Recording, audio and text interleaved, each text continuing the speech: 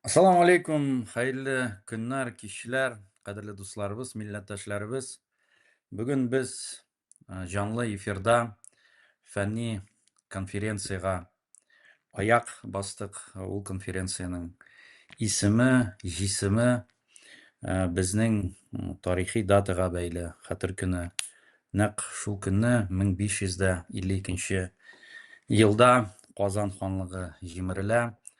Tatar xalqi, buyuk tatar xalqi o'zining davlatchiligin qizg'anishga qarshi yo'g'alta, saqlab qola olmay, yuzlarcha yillar so'ngroqgina ularni turg'iza.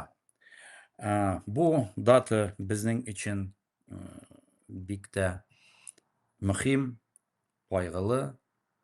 Biz bu kunni matam majlislarini jiyamiz, duo qilamiz albatta.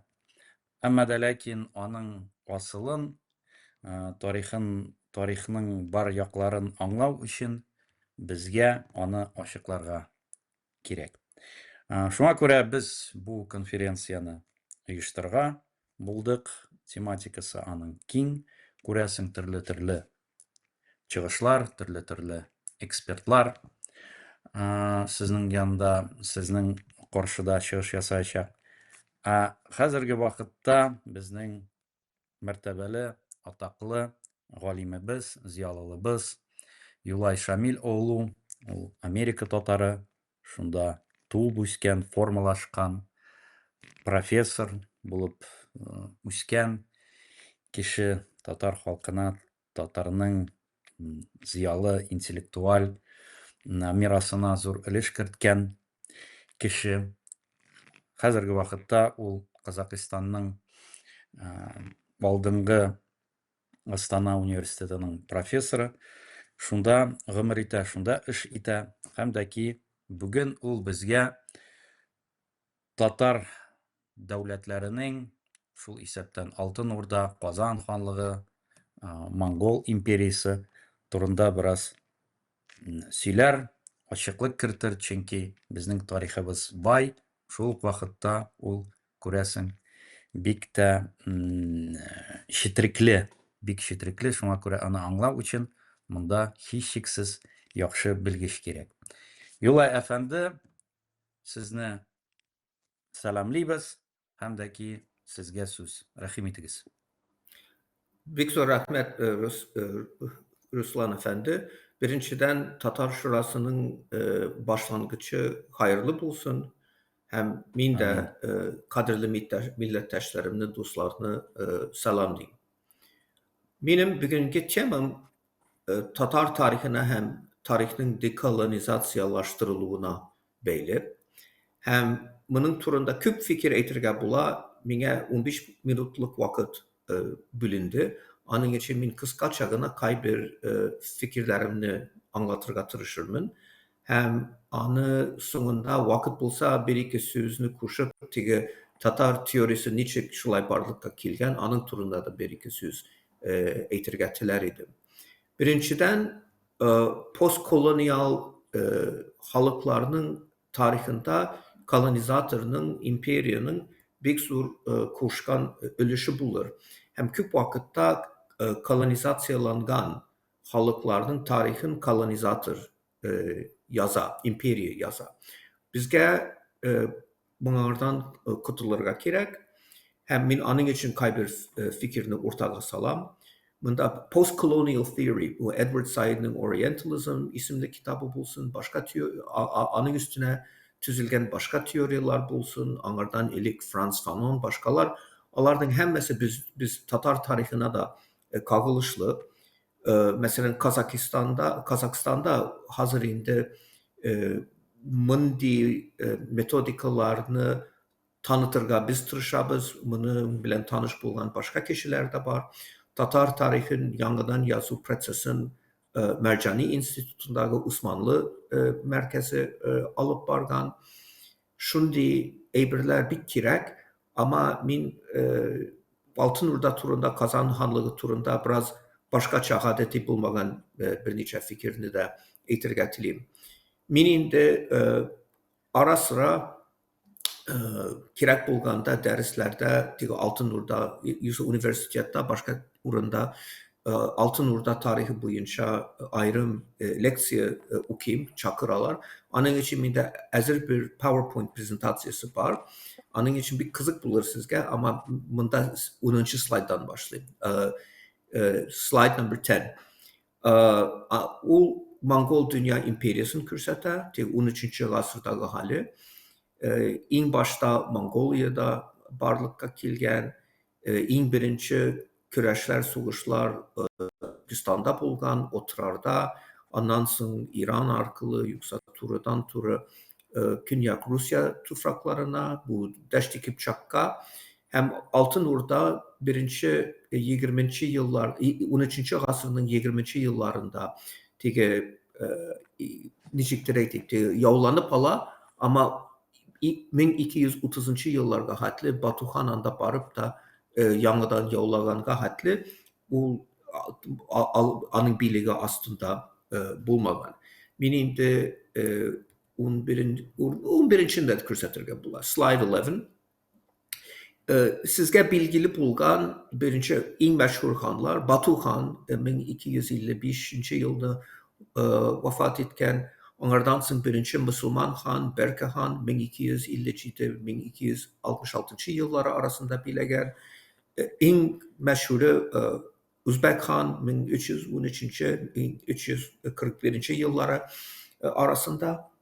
Hem 1359 ise 1360 yıldan so'ng endi Altınurda anarxiya haline kelgan. Shuni da aytirga kerak, bu o'z davrida Büyük Mongol imperiyanın adı bu Mongol'un yeki ulus bo'lgan.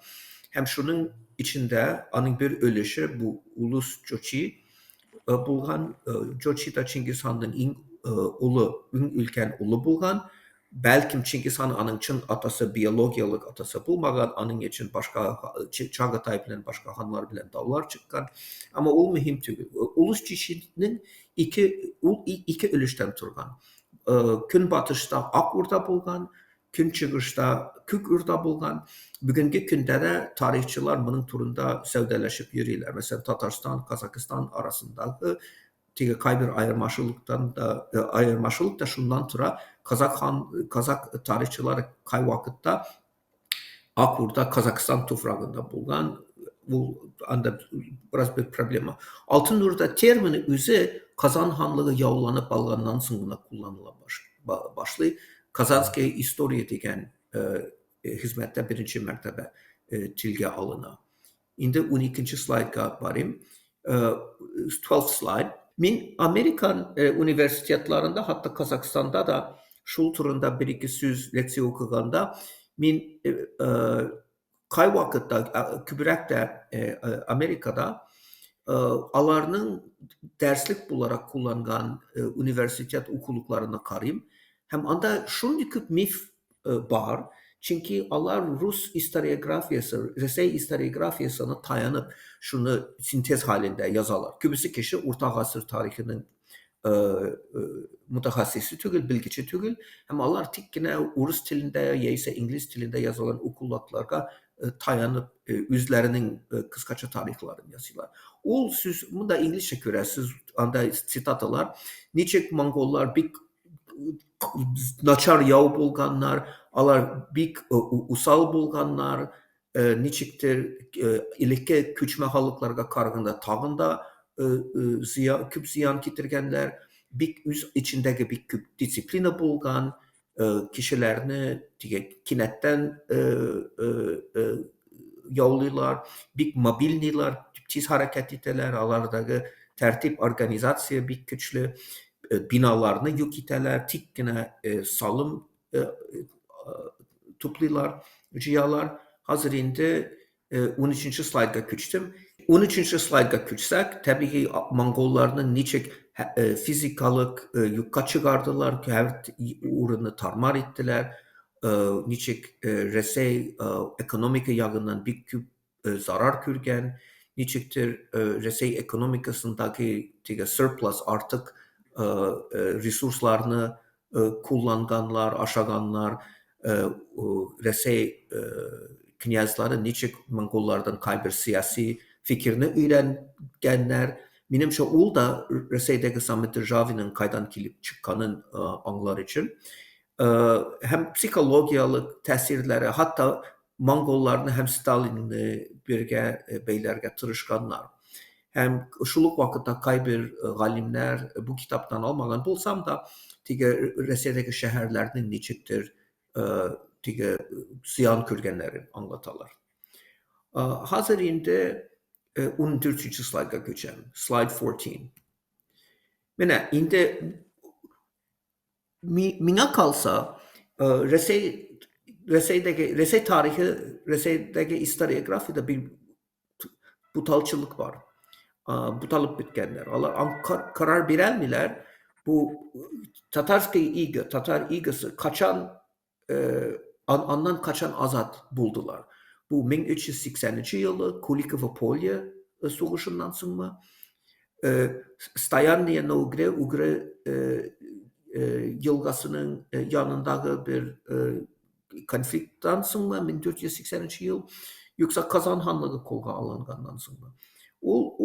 Bunu şişelmi yürüler çünkü bunun cevapla bu üç cevapның birisi de dürüst değil. Bu ahmaklık. Mene indi 15. haritaga köçem, anı kürsətmeyim. Anı kesip taşlarsız.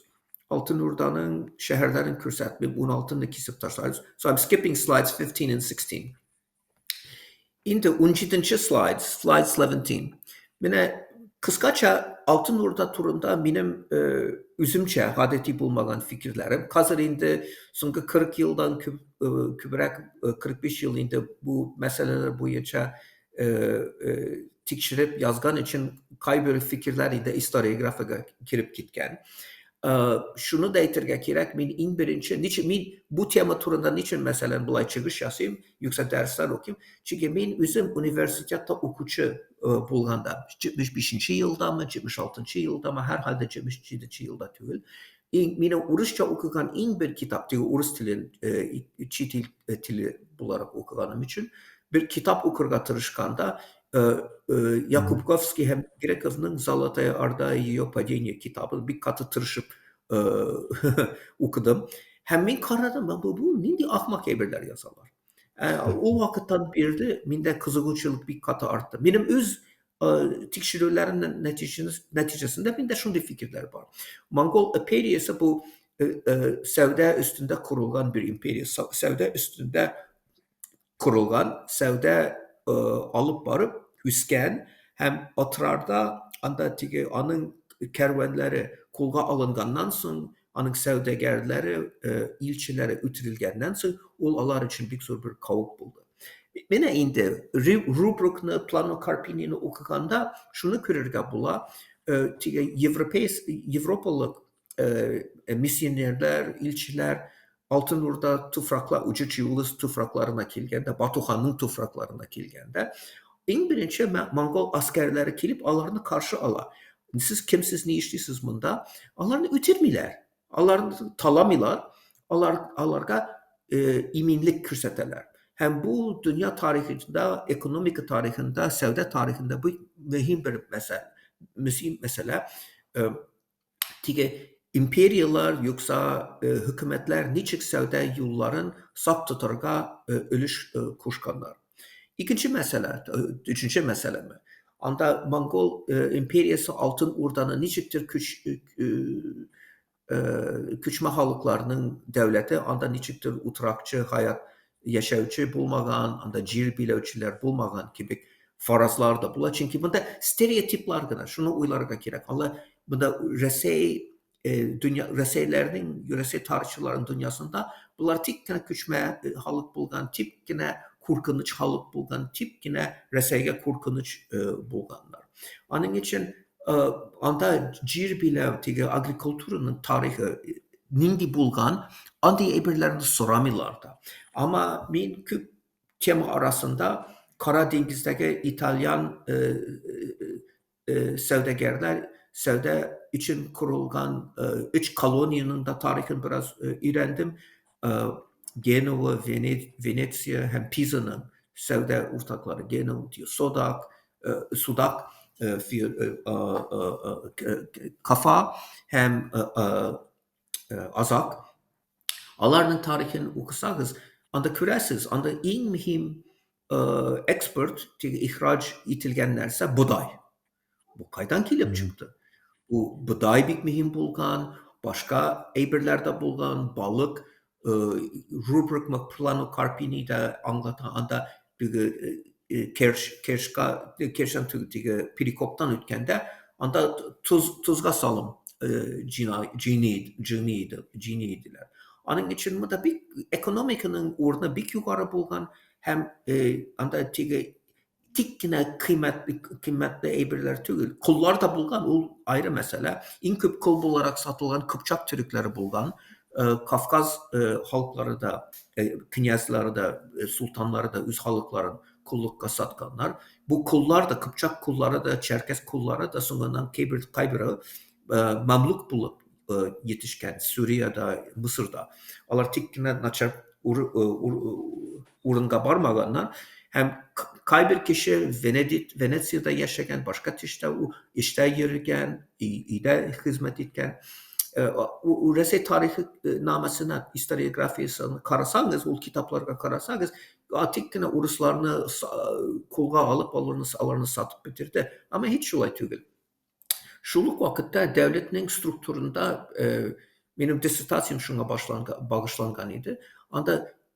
Anda Altın Orda devrinde Ulus Cücü'de Ak Orda'da 4 tüp kabile bulgan. 4 tüp kabilenin ise Kongrad, Kıyat, Mangıt hem Sicivut. Hem alar Çın meselesinde belki Berkehan, belki ana 13. asrının ortasına delil iti big over ama etik Tohtahan vaktinde bulsun, Uzbek Han vaktinde bulsun, Canibek Han vaktinde bulsun, alar Çın məğnesinde devletini alar bilegen. Alar hükümet şekilli bulganlar. Hem alarının 4 ulus emirinin başında turgan 4'nin arasından biri bek bulgan, bekleri bek, Premier Minister şekilde hükümetini alıp bargan. Ancak bunlar bilinmedi. Hem bunlar bitmeyeyim çünkü onlar kerek bulsa hanını yaratmagan hanını yüz lavaziminden çıkaralım, işinden alalar. Kerek bulsa hatta ütire alalar. Hem onlar da yana hanını saylap kütereler. Kutluk Timur Tohtahan devrinde bulgan. Uzbekni saylarga ol yardım etken. Hem bu anın Uzbekan devrinde ol şundi baş emir bulgan. Tabii ki anda sevdenin artığı bilen sevde noktalara bazarlar bulgan. Urdalarının artından, armiyalarının artından hord, küçmeli revişte ömür sürgen hamlarının artından bazarlar bulgan. Sevdegerler de şunda kilgenler. Ama en sonunda bir urunlaşkan şehirlerini de sevde merkezleri bularak kururga kirek bulgan idi. Anın arkalı Saraybatu, Sarayberke başka şehirlerde barlıkka kilgen. Tabii ki anda ul şehirlerde indi saray turmuşu bulgandan sonra anda İslam dini bilen kızıgıçılık niçiktir Farsı dilinin başka tillerden şiirler okulganda, hikayeler anlatılganda kişiler bu eserlerin üst tilinde bulganını da tilediler. Şimdi 18. slayda geçeceğim. Slide number 18. Onun için mesela Kaybır Urus tarihçi şunu bilmeyi, Altın Orda'nın üst edebiyatı bulgan. Mesela Harazm o vakitte Altın Timur yollagan qahatli, o da Altın Orda'nın tüp teritoriyalarının biri bulgan. Onun için mesela 1300 yılında Raguzi'nin Kıssasıl Enbiyası yazılgan. Bu Kur'an'dan sonra 19. asırda ikinci inküp satılgan kitabıydı, inküp bastırılgan. Sufiçilikka kagılışlı Muğinul Murid, Ürgenç'te 13. yılda yazıldı. Kutub Husra-ı Şirin poemasın, bu Nizami'nin zor eserin Tınıbek Han'a bağışlap anı Altın Urdanın tiline avdargan idi. 1353 yılında Horace Mead'in Muhabbetnamesi bulgan, yazılgan. Hem tabii Nehcül Feradis da 1358, belki 62-64 yıllarında yazıldı, hem küçülüldü. Hem tabii ki bunlardan tış Altın Urda da teritoriyasında İdil buyundaki Bulgarlarının da yazmaları var idi. Kabir taşları üstüne yazılgan yazmalar. O da Altın Orda'nın devrine turu kilen 13. asırının ortasından başlap 1358 yılga hadli o Bulgar tilinde yazılgan. Slide 20 alar bilen tanış bulmasanız alar turunda Ferit Hakimjanov'un kitaplarından okup bula. Epigraficheskiye pamyati Volska Bulgarии язык. Slide 21. Aha. Mene indi benim başka adeti bulmagan fikirlerden biri. Men şular turunda en birinci kazanda 1989 yılda anlatkan idim. Mene Altın Urda niçin anarxiye götüşken? Onun tüp sebebi 1340 yıllarda Günbatış Yevraziyaga kafaga kilgen çuma hastalığı.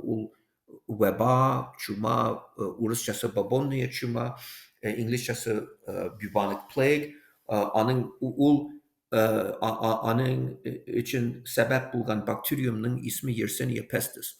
Ben onun turunda uzun söyleşemeyim çünkü anda indi çıkışımı bitirge tiyişmin. Mına etirge bula. O mesela Kaybir tarihçi boyunca, Ole Benediktov'un fikri boyunca etik 1340-50 yıllarda 10 yıl içinde Avrupa'nın halk sanı %60'a azalgan. Kaybir uğrunda halkının %90'ından küp ülgen. Kaybir şehirde yoksa Kaybir mahalle hiç kimse ülmegen. Çünkü bu bir üzünçelikli bir nerse. Bunu Türkçe kemirgen, tışkanlar, krisalar şekilli hayvanlar, hem suslikler, başkalar onu tarata, üstündeki küçükine bitlerden falan, haşeratlardan. Onun Altın Urda'da da şuluk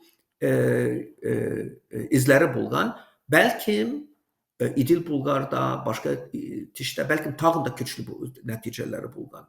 Anda halk sanının birden bir azayığı, siyasi strukturlarının şunlardan tesir itiliği, etik reseyde türlü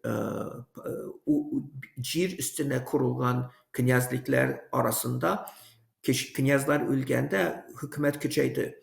Ama Mongollar arasında hükümet hem varislik genealogiga kurulgan için kim ülgen kim isen şunun arkalı kilişen bir turup soğuşa başlıyorlar. Etik medeniyette bulsun teknolojiyi da anda artka tababaru mesela edebi Altın Urda'daki İdil Bulgarlarının tili edebi tilde 1358'den sonra yukarıga Nehcül Feradis'in ilk son nüshası 1362 veya 364 yılda yazılan. Onun urnuna sileşilgen tilgen negizlengen yanı tiller varlıkka kile. Hem onun için etik küp fikir var. Ama etik şunlardan sonra İdil boyundaki Kıpçaklaşu prosesleri başlıyor. Hem tabii ki dinde, ibadette küçeye bara. Çünkü kişiler niçin Allah Teala bizni cezalandıran deyip soru başlıyor. Onun bir açık bir cevabı var. Siz yakşı Müslüman değilsiniz. Onun için din o vakitten sonra küçeye başlıyor. Okey. Şimdi bunu küçültmeyeyim. Aha. In slide 25. Min sözünü uzatması için şunu gana eğitirgetileyim. İki punkt eğitirgetileyim. 25. slide 25. Birinciden biz bir uylap karasak Altın Urda Ulus Cüci kurulganda Zaysan külünden gün çıkış Kazakistan'dan Balkanlarga hədli uzanan bir dövlət idi.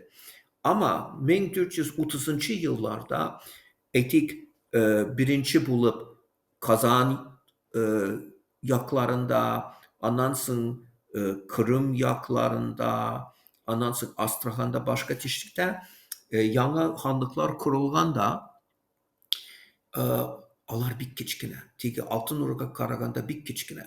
Onun için benim için Altın Urga'nın indi birinci etapı indi 1360 yıldan başlap yukarı çığa. Çünkü o anarxiya devri o ayrı bir zaman.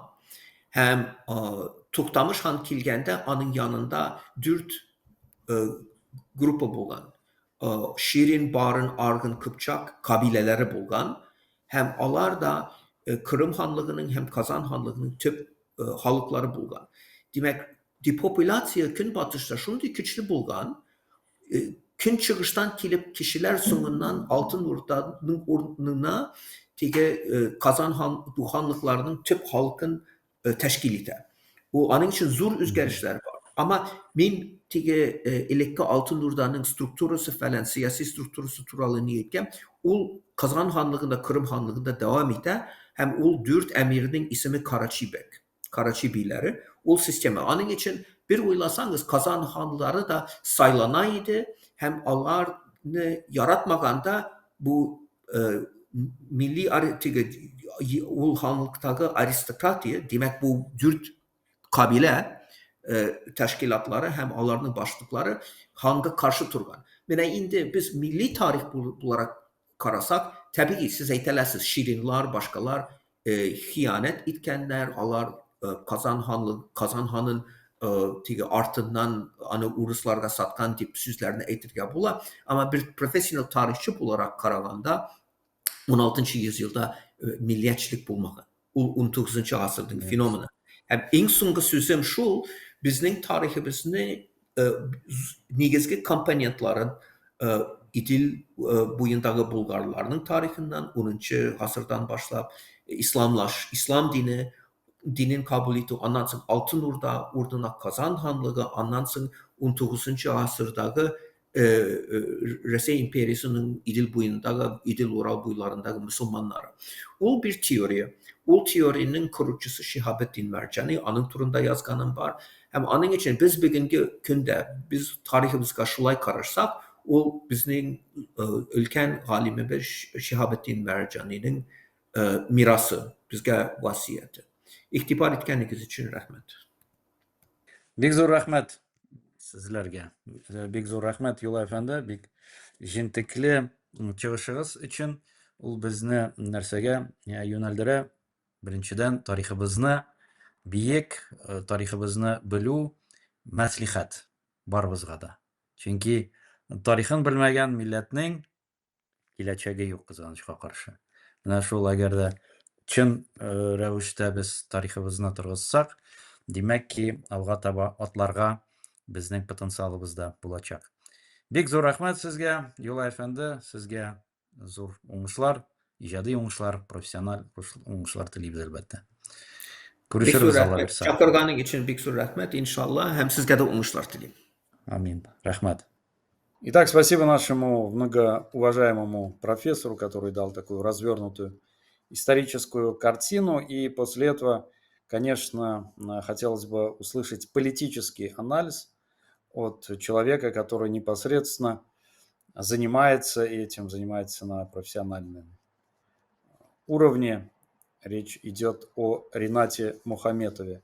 Он кандидат политических наук и также член Шуры татар. И он расскажет нам об политическом состоянии Татарстана и татарского мира.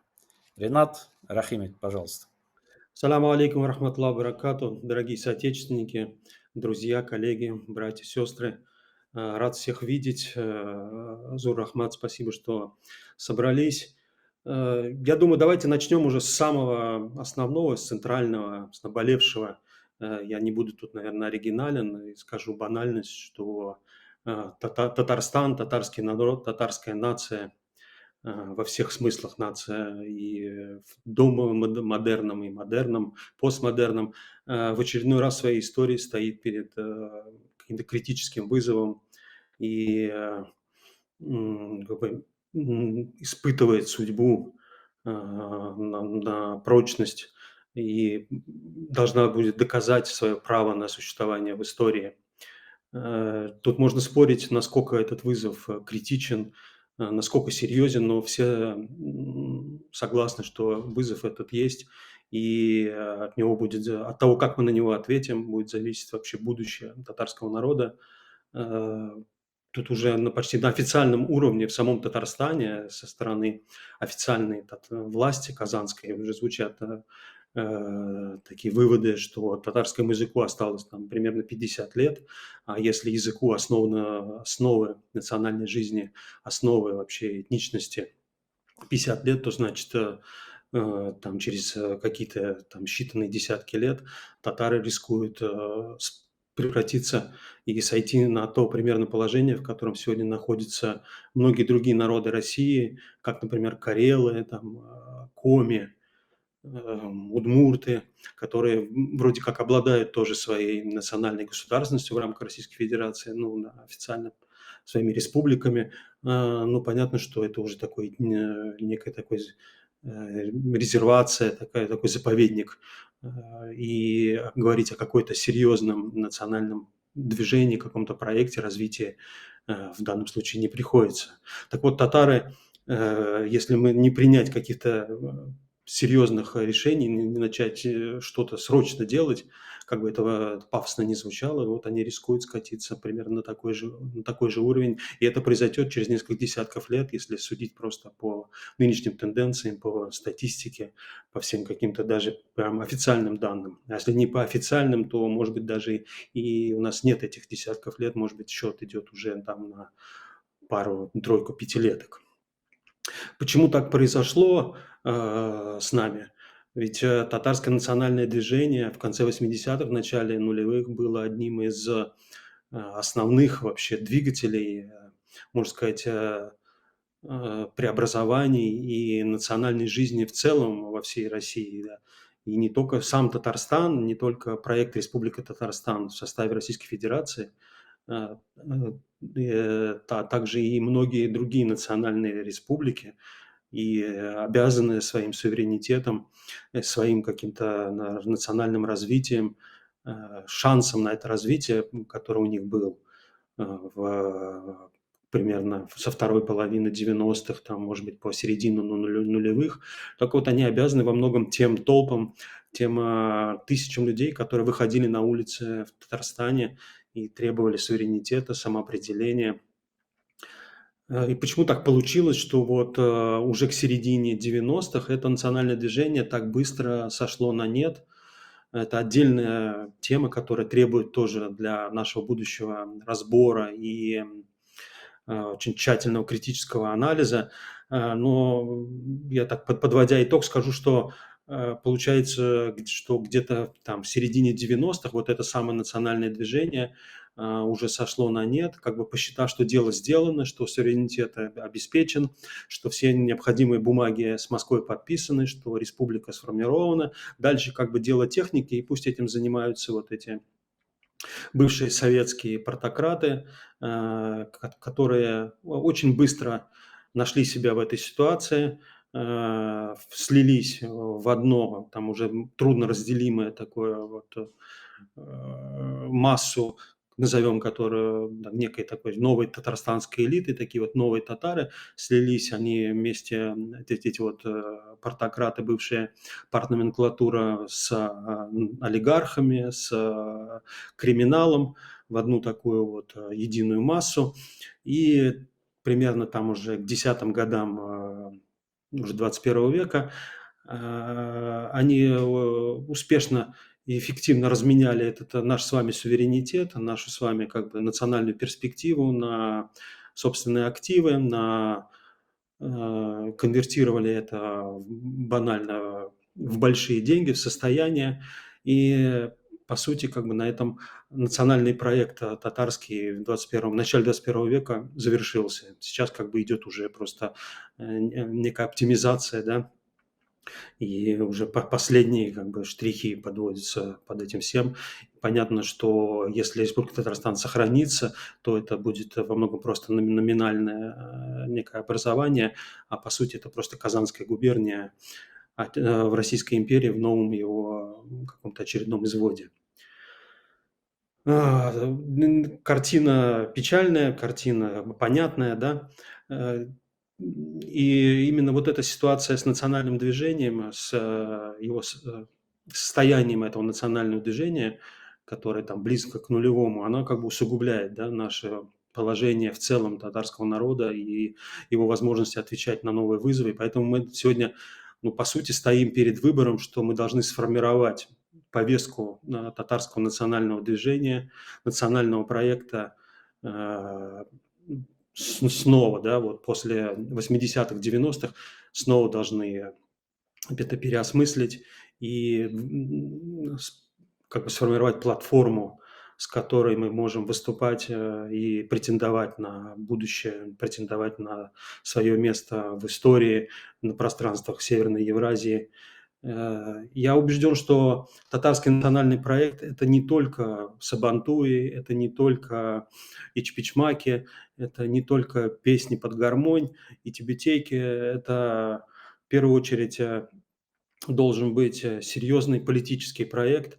Это должна быть актуальная, практическая, какая-то эффективная политическая повестка, которая отвечает на и дает возможность, дает возможность формировать ответы на запросы экономические, социальные, политические и экологические. Я, например, совершенно уверен, что мы должны ставить вопросы о том, почему татарская нефть, она служит неизвестно чему, а не будущему татарского народа. Почему в Татарстане не может быть своего фонда национального благосостояния, как, например, в Норвегии, или же почему татарскому национализму, позитивному татарскому национализму должны быть чужды темы экологии. Ведь сохранение естественной среды нации также важно для нации, как и язык. Поэтому мы должны ставить вопросы защиты природы, защиты окружающей среды, как это делают в том числе, например, некоторые группы, национальные группы в Евросоюзе. Возвращаясь к этому фонду, например, фонд этот может поддерживать и молодые татарские семьи, какие-то креативные национальные стартапы, малый бизнес. Вот эти все вещи конкретные, практически здесь и сейчас, вот, должны быть, нам мне кажется, также в приоритете у татарского национального движения, как и вопросы, естественно, важные, естественно, основные и базовые, как и язык, образование, культура, там, искусство на родном языке. Потом мы, безусловно, должны ответить и поставить приоритеты, да, вот, стратегические. Что такое татарский национальный проект в 21 веке? Куда мы идем? Каким мы себя видим через 50 лет? Должны четко для себя понимать. Татары в 21 веке – это часть какого-то вот нового североевразийского какого-то проекта, ориентированного, по сути, сегодня на Китай. Да? Но тут мы не забываем, конечно, о судьбе наших тюркских братьев уйгуров в Китае. Или же мы ориентируемся как на чисто тюркский проект, на исламский мир, или мы смотрим в Европу как мусульманский европейский народ, как, например, крымские татары. Без понимания этого того, как мы себя самоопределяем в рамках вот этих вот большого процесса глобальной регионализации, вот, невозможно также будет отвечать и на вопросы внутреннего развития, которые и в 90-е годы оставались неотвеченными. Там, например, до сих пор вот эта дискуссия там внутритатарская дискуссия между татарами разными, субэтническими группами татар, там и казанские татары, мишари, сибирские, там астраханские. Вот эти все вопросы должны быть урегулированы и четко поняты, проговорены. Нам нужна большая национальная дискуссия. Также по поводу вопросов религии, о том, как мы определяем место религии в общественной жизни, в политической жизни. Понятно, что татары – мусульманский народ, и это является неотъемлемой и ключевой частью национальной идентичности, благодаря которой татары сохранились в веках, и находясь и в Российской империи, и в советское время. Но сегодня перед любым мусульманским народом есть вопрос нахождения баланса и самоопределения места религии в общественно-политической жизни. Это вопрос, о котором, где копья сломали многие мусульманские народы и были большие проблемы. И это вопрос тоже для будущего, на который мы должны найти ответ. То есть нам нужна большая национальная дискуссия, открытая, то есть такой вот национальный плюрализм, национально-демократический проект, я бы даже сказал. Иначе мы рискуем просто исчезнуть, раствориться вот в этом проекте, который я называю неосоветский Роснарод, вот это вот новый такой извод единой общности советский народ, как говорили там еще в 70-80-е годы. Сейчас вот он как бы под видом неосоветского Роснарода фактически реализуется, и без собственного осознания своего места в этом мире и формирования ответов на этот вызов мы, если будем дальше так идти по вот этой колее, в которую мы попали, по накатанной, то мы рискуем просто очень быстро исчезнуть и даже сами не заметим, как это все может произойти. Спасибо большое за внимание. Буду рад услышать какие-то мнения, комментарии, возражения. Бигзур Рахмат, Ринат, спасибо тебе большое. До новых встреч, дорогие друзья. Не забывайте подписываться на наш YouTube-канал, на наш Telegram. В скорости будут и другие ресурсы доступны в TikTok, и сайт скоро заработает. И Ринат каждую неделю на нашем YouTube-канале выходит своими небольшими обзорами. И, конечно, мы часто будем видеть его в наших совместных и не только стримах. А сейчас я приглашаю к микрофону, к воображаемому микрофону, нашего большого друга татарского народа Гелу Васадзе. Дело в том, что Гела большой патриот и большой друг Татарстана и татарского народа. Мы учились с ним на одном факультете Казанского государственного университета. Многие, наверное, не знают, что Гела защищал свою кандидатскую диссертацию по истории татарского народа. И те люди, которые являются для татар светочами и такими маяками интеллектуальными, он их знает, он у них учился, он с ними общается и взаимодействует. Поэтому я думаю, что вполне уместно, если наш многоуважаемый Гела Васадзе, политолог, сейчас активно занимающийся анализом международных вопросами, кстати говоря, национального самоопределения, борьбы наших народов за свободу. Мы часто выступаем на его прекрасном канале «Новости с Кавказа». Он расскажет, как происходила революция в Аджарии и, в принципе, я думаю, сможет провести кое-какую параллель с тем, что происходило у нас или что может произойти. Пожалуйста, Гела, приветствуем тебя, Гамарджоба, тебе слово. Добрый день, большое спасибо за приглашение. И темой своего выступления я бы хотел назвать дела давно минувших, хотел бы затронуть дела давно минувших дней в своем выступлении. Но, впрочем, я думаю, что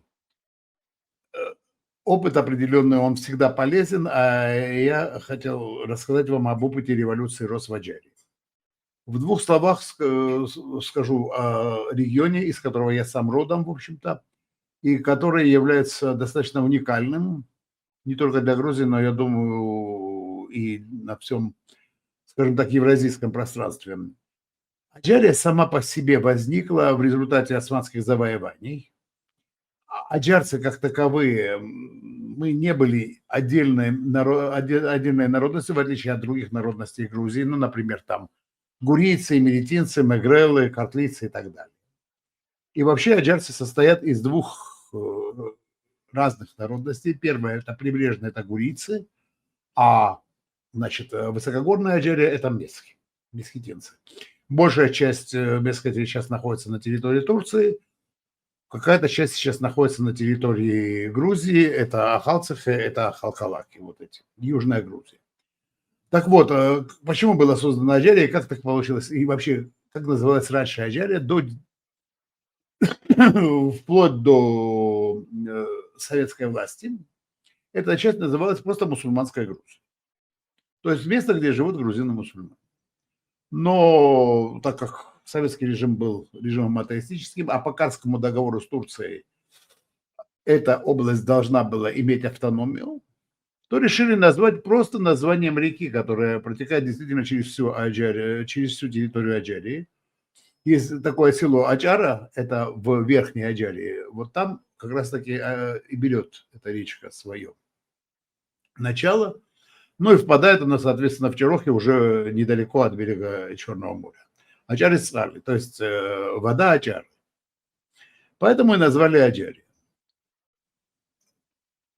Что произошло дальше? Дальше была автономия при советской власти, это была классическая автономия. Единственное, что это была автономия, где не было деления на национальности. Например, вот в той же Абхазии или в той же Татарской ССР. Первым секретарем должен был быть татарин, вторым секретарем обязательно русский и так далее. В Аджарии было все по-другому. В Аджарии первым секретарем должен был быть не просто грузин, но и грузин-аджарец, выходец из Аджарии. А вторым секретарем, соответственно, был грузин не аджарец, не выходец из Аджарии. Вот так мы... И, кстати, очень интересно было в свое время, когда я был еще ребенком, я услышал о том, что палестинцы добиваются своей автономии. Меня это очень сильно смутило и удивило, потому что автономия вот здесь, мы живем в автономной республике, чего тут добиваться? Никаких особых прав у нас нет. Как, впрочем, не было прав и у союзных республик и так далее, когда был союзный центр. Понятно было, что абсолютно очевидно, что та автономия, которая была тогда у Аджарии, ровно так же, как и та фактическая независимость в Союзе Советской Социалистической Республики, которая была у Грузии, это были все номинальные. Но мы приходим к времени, когда совершилась революция РОС в Грузии, а это ноябрь 2003 года. Главным конкурентом во время выборов 2003 года у национального движения и, скажем так, у прогрессивных сил был не столько союз граждан Грузии, который возглавлял Эдуард Шеварднадзе, сколько союз Возрождения, который возглавлял Аслан Абашидзе. Аслан Абашидзе – это лидер Аджарии, и его приход к власти, кстати, был тоже очень интересен, потому что, значит, как пришел к власти Аслан Абашидзе? Аслан Абашидзе был министром бытового обслуживания Аджарии, а потом стал замминистра бытового обслуживания Грузии. Когда встал вопрос о демонтаже коммунистической системы, соответственно, понятно, что первый секретарь обкома не мог стать, и пришел к власти Камсахур Джезвиат, первый секретарь обкома не мог стать главой Аджарии, тогда в Аджарии началась серьезная очень борьба за власть. И был человек, которого я очень хорошо знал, к сожалению, его уже нет. И так получилось, я очень хотел записать его воспоминания, я помню, я встретил его на улице Константина Камсахурдия, сейчас бывшая улица Ленина.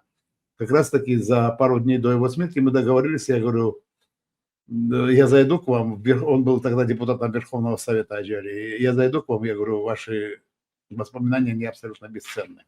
Это был Иосиф Химчиашвили. Вообще Химчиашвили – это старый княжеский род, который действительно правил Аджарией. И вот Иосиф Химчиашвили, который был, с одной стороны, представитель старого княжеского рода, бегов рода, которые правили Аджарией, с другой стороны, он был первым секретарем Шуахевского райкома партии. Это было очень прикольно, когда в Аджарии ходили шутки, что мы думали, что Ленин из Ульяновска, как и наш большой друг Руслан Айсин. Но, оказывается, Ленин был из Шуахевского района, потому что по всей Грузии памятники Ленина уже были демонтированы, а в Шуахевском районе его Иосиф Химчиашвили сохранил. И Иосиф, в общем-то, он, в принципе, это была правильная политическая стратегия. Это была стратегия опоры, во-первых, на старое, в смысле на старую коммунистическую партию. Я напоминаю, это еще не развалился Союз, это 91 год, весна 91 года. А с другой стороны, у него были хорошие связи среди мусульманского духовенства. Но напоминаю, тогда наше мусульманское духовенство – это не то, которое сейчас. Сейчас они все получают образование исключительно в Турции, тогда они получали образование в Бухаре, в медресе. Значит, и таким образом вот такое соединение коммунистической идеи и ислама у Иосифа Химчашвили по его задумке должно было привести его к власти. Турки, он надеялся, что турки его тоже поддержат, турки его не поддержали. Но Азбят Гамсахурдия привез своего кандидата, и этим кандидатом был хорошо известный в городе вот горожанин. Он был, кстати, учился в одной школе с моим отцом, и моя мама прекрасно его знала. То есть город тогда же был маленький, это где-то мы говорим о 40-х, 50-х годах, начало 50-х годов прошлого века. И то есть это была одна тусовка вот таких горожан, действительно батумских. Аслан Абашидзе. Аслан Абашидзе был, действительно, он был, почему он и есть, вот сейчас в Москве живет, был уникальным человеком в том плане, что он был очень интересным человеком. Например, будучи министром бытового обслуживания, он, значит, сам научился стричь своего сына. И говорил при этом, ну, если кто-то, какой-то парикмахер стрижет, почему я не могу? Так вот, все разговоры о каком-то сепаратизме в Аджаре и так далее, это все бред. Та часть населения, та часть грузин, которые называются аджарцами, самые большие патриоты Грузии на самом-то деле. Просто-напросто у Аслана была мечта. Он фактически возглавлял Аджарию. Никто не мог вмешиваться, и все деньги, которые шли с порта, с таможни, все шли к нему в карман. Там было исключительно нал. А с другой стороны, Аслан Абашидзе мечтал возглавить Грузию. И по факту получилось так, что вот в 2003 году была попытка у Аслана стать преемником Шеварднадзе, но его и Шеварднадзе кинул. И, соответственно, Саакашвили пришел к власти. И можете... и еще один момент очень важный. Аслан Абашидзе сделал очень важное дело для Аджарии.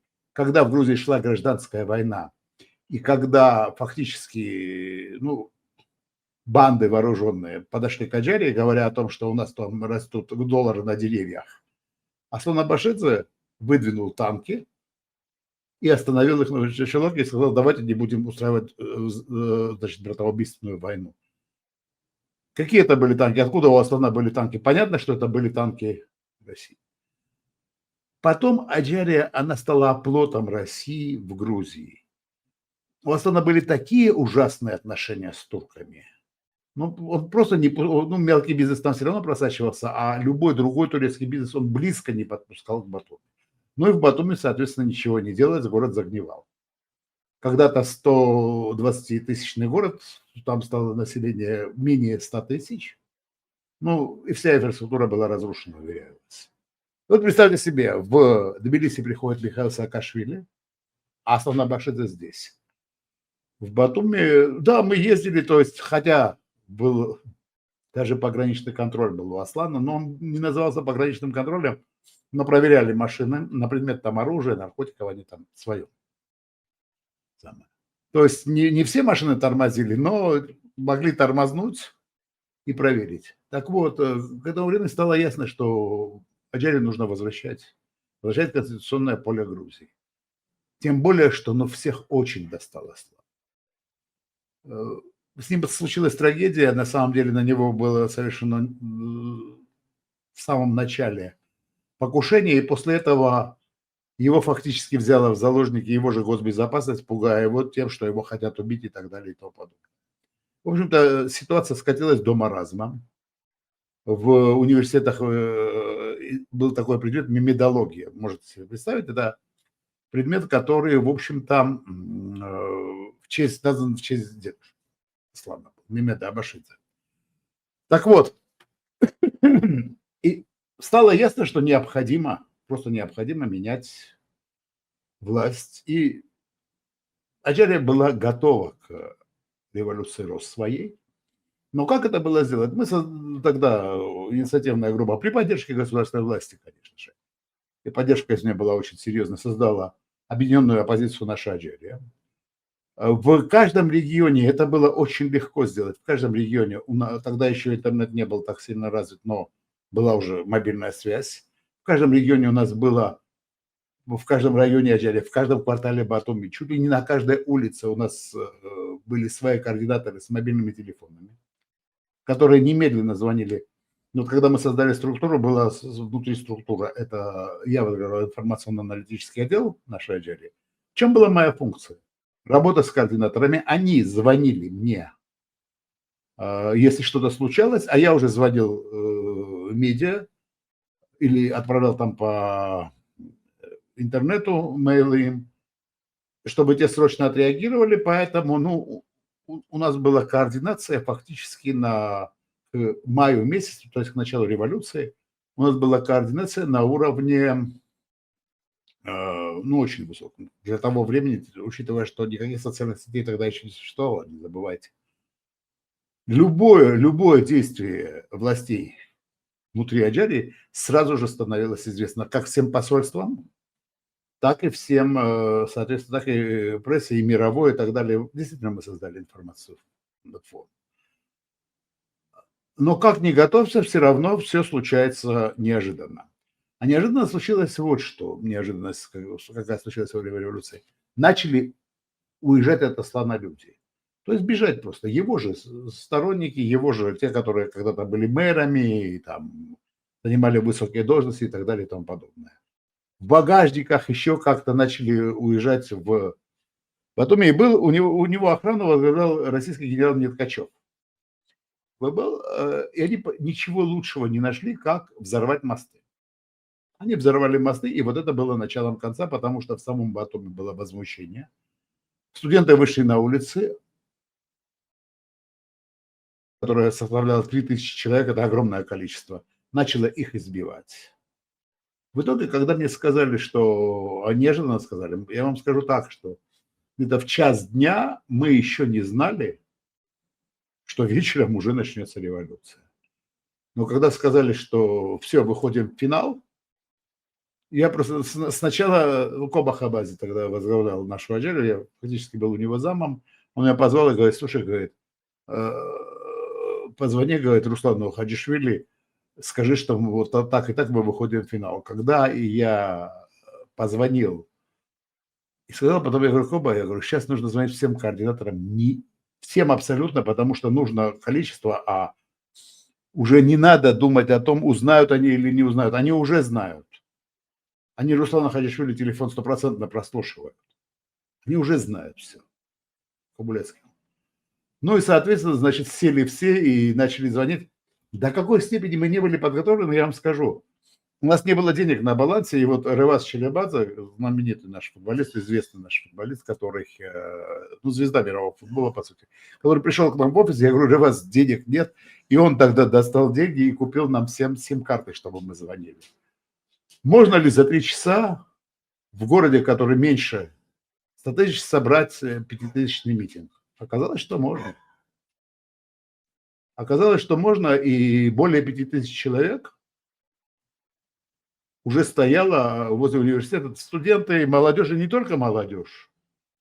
Ну, а мы в тот же вечер сели на машины, маршрутки и так далее, и поехали, соответственно, в Батуми. Когда мы подъехали к реке Челоки, где был взорванный мост, там мы увидели вооруженных людей, которые начали стрелять в воздух. Вы знаете, страшно не было, абсолютно. Не потому, что я такой смелый или там мы все такие смелые.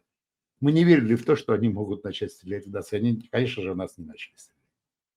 В конечном итоге долгие переговоры закончились тем, что колонна из Тбилиси прошла в Батуми, и стало ясно, что Аслану конец. Через некоторое время прилетел Иванов, который уговорил Аслана, и он улетел в Москву.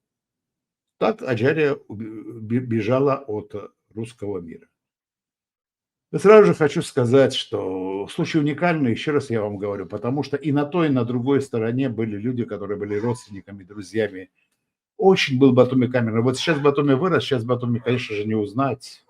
И сейчас в Батуми более 350 тысяч человек. А тогда Батуми был, что все друг друга знали, все друг другу смотрели в глаза, и все понимали одну вещь, что завтра обязательно наступит. И батумцы все равно останутся батумцами. И аджарцы все равно останутся аджарцами. Поэтому Аслан Абашидзе все-таки был сыном Аджарии, все-таки был сыном Батуми. Я хочу сказать, что он создал жутковатый режим. Да, там были и политические убийства, случались, хотя это было очень редко и в самом начале. Но он точно не пошел на то, чтобы стрелять в тех людей, которые были его народом. Рассказываю, я прошу прощения за сумбур, я очень много времени уделил. Нужно было понимать и знать. И это рассказываю к тому, что когда начнется системный кризис в Российской Федерации, нужно хорошо понимать одну простую вещь, что на другой стороне тоже окажутся люди, которые выходцы из тех же национальных республик или из тех же областей. И очень важно, чтобы с этими людьми был какой-то общий язык. А наличие координаторов, большого количества, массы координаторов, гарантирует то, что стрелять в людей, чтобы шансы у силовиков стрелять в людей были меньше. Вот все, что я хотел сказать. Большое спасибо. Простите за сумбур. Спасибо, дорогой Гела. Успехов тебе и твоему каналу. Я надеюсь на наше дальнейшее сотрудничество. А теперь мы перенесемся в далекую Австралию, где тоже проживают татары, причем это старая диаспора, столетняя. Это те люди, которые вынуждены были бежать после Первой русской революции, сначала в Китай, потом они отправились в Австралию и неплохо себя там чувствуют. Их представитель, правда, человек, который переехал туда относительно недавно, но все же он представляет там татарскую диаспору, у них есть организация, и они проводят определенную деятельную работу по объединению татар, по просвещению, по сохранению наших традиций, нашей идентичности. Марат Галямов, PhD, то есть тоже доктор медицины.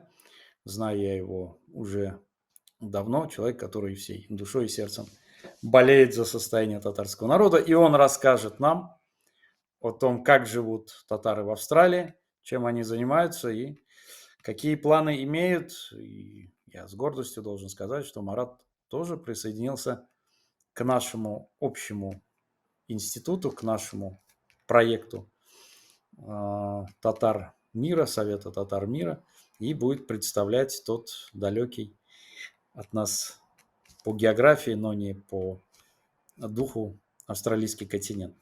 Пожалуйста, Марат, синасус. Добрый день, глубоко уважаемые участники конференции. Я искренне благодарю активистов за организацию конференции. Дата проведения в канун традиционного Дня памяти Хатыр-Кене бесспорно является значимым для татарской исторической памяти. Мое выступление будет на русском языке и будет сопровождаться слайдами на английском. Прошу прощения, если для кого-то это вызовет неудобство. В своей презентации я коснусь вопросов текущей ситуации, проблем, перспектив, концепций развития и предложений. В западных странах проживает более 100 тысяч татар, по некоторым оценкам, хотя точные данные собрать очень сложно. В целом, за пределами России по минимальным оценкам проживает от 1 до 2 миллионов татар. Татары в западных странах представлены очень разнообразно с точки зрения демографических и социальных характеристик территории рождения или территории преимущественного проживания до эмиграции. Особенно это касается поколения моложе 45 лет, рожденных и выросших в таких странах, как, например, Казахстан или Узбекистан, в отличие от татар, выросших в России, где русификация и имперский нарратив активно развивались последние десятилетия. Фактически, в результате наследия СССР и затем влияния государственных и окологосударственных структур России в течение десятилетий татарская община за рубежом существовала в парадигме сабантуйной нации или сувенирной нации, как говорят некоторые эксперты. Таким образом, сабантуйная стратегия сохранения татарской идентичности до сих пор превалирует в западных странах, включая Австралию. Существенным фактором последних лет стал большой прирост татарских иммигрантов из России с 2022 года в связи с началом полномасштабной войны России против Украины и последующей мобилизацией, а также пропагандой войны и репрессиями внутри страны. В итоге в западных странах, в том числе в Австралии, мы наблюдаем иммиграцию татар молодого и среднего возраста с высоким образованием и сильными волевыми качествами. В связи с этими событиями интересным феноменом последних лет, как отмечают некоторые социологи в Австралии, стал более ярким выраженным феномен общества непринадлежности, то есть когда члены диаспоры разделились на группы порой непримиримые из-за вопросов оценки российско-украинской войны, усиления имперского нарратива Москвы, репрессий внутри России. Несмотря на все вызовы последних лет, вызовы прежде всего этического характера, мы наблюдаем рост интереса среди татар-иммигрантов к общению, кооперации и объединению вокруг общих целей сохранения татарской идентичности. Если суммировать вызовы и проблемы, в том числе практического характера, которые я наблюдаю в своем сообществе, то можно выделить следующее. Первое. Общепринятое мнение о татарах как о нации, которой интересен только сабантуй. Практически полное отсутствие узнаваемости татарской нации в западных странах и частое признание татар как просто русских. По этой причине, например, татарам, выросшим в Казахстане, проще объяснить, что они из Казахстана, чем рассказывать, кто такие татары. Третье. Сложность и дороговизна технических ресурсов для проектов, например, книгоиздания или создания цифровых проектов для сохранения татарской культуры. Следующее – это отсутствие утвержденного алфавита татарского языка на латинице и отсутствие татароязычной литературы на латинице. Очень многие члены диаспоры поднимают этот вопрос, так как даже для текущего поколения детей кириллица в англоязычной среде является сложностью, а если мы экстраполируем на следующее поколение, то, скорее всего, возникнет очень большой разрыв в возможности передачи языка. И, наконец, есть общее понимание, что один в поле не воин. По моему мнению, если проектировать задачи на ближайшее будущее, то нам необходимо определение глобального понимания, как сохранить татарскую идентичность в современных реалиях. Это наша миссия. Следующий пункт. Понимание путей формирования татарской идентичности через личностный рост и объединение соплеменников. Третье. Улучшение узнаваемости татарской нации за рубежом. И, наконец, необходимо развитие концепции глобального совета татар как репрезентативного, экспертного и координационного объединения. По моему мнению, миссию такого глобального объединения можно построить на основании трансформации текущих установок в новую активную позицию. В первую очередь, от сабантуйной нации к нации достоинства и воли. От конформизма к субъектности, от лозунгов к действиям. От разрозненности к целенаправленному взаимодействию. И, наконец, от бесцельности и апатии к сильному этическому кодексу. На мой взгляд, одной из основополагающих категорий, необходимых для формирования и развития идентичности в контексте современных реалий состояния татарской нации, является достоинство, то есть самоуважение к своей внутренней ценности и ценности своего народа, его истории и достижений. И мы хорошо понимаем, что принижение и искоренение достоинства у татар было целенаправленной политикой и в Российской империи, и в СССР, и продолжается в какой-то степени в современной России. Другими значимыми категориями являются воля, независимость и целеустремленность.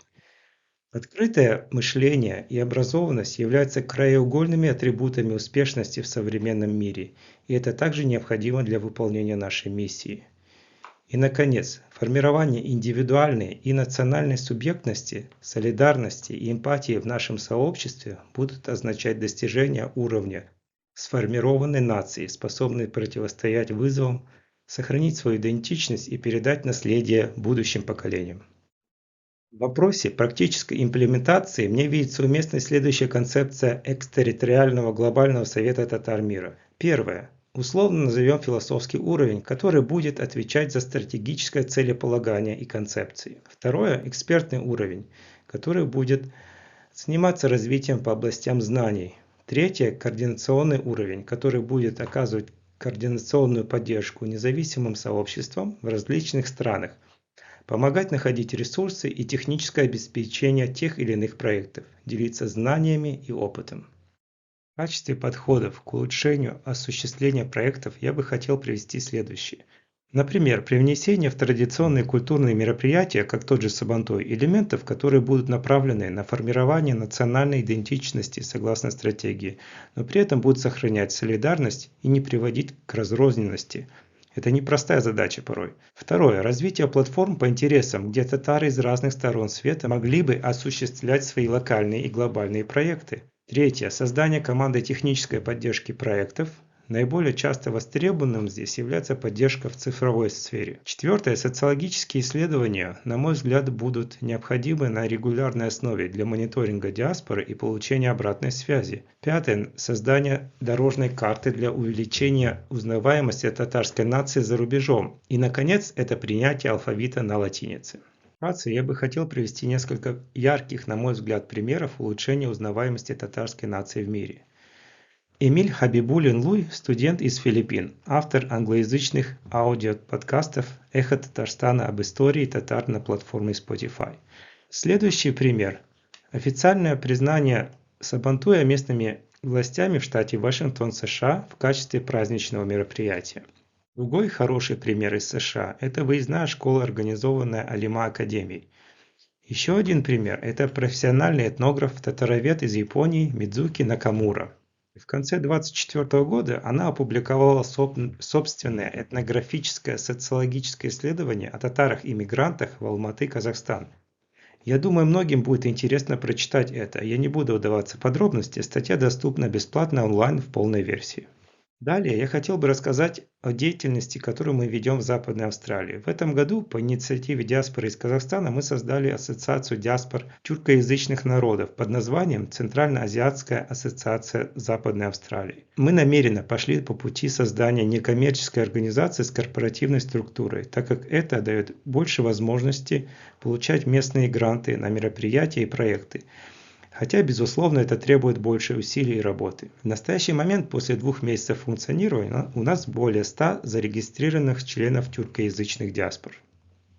Одним из ярких мероприятий для нашей организации было проведение большого праздника 31 августа, первого в своем роде в Австралии, в честь таких праздников в разных странах Центральной Азии, как День независимости или День суверенитета.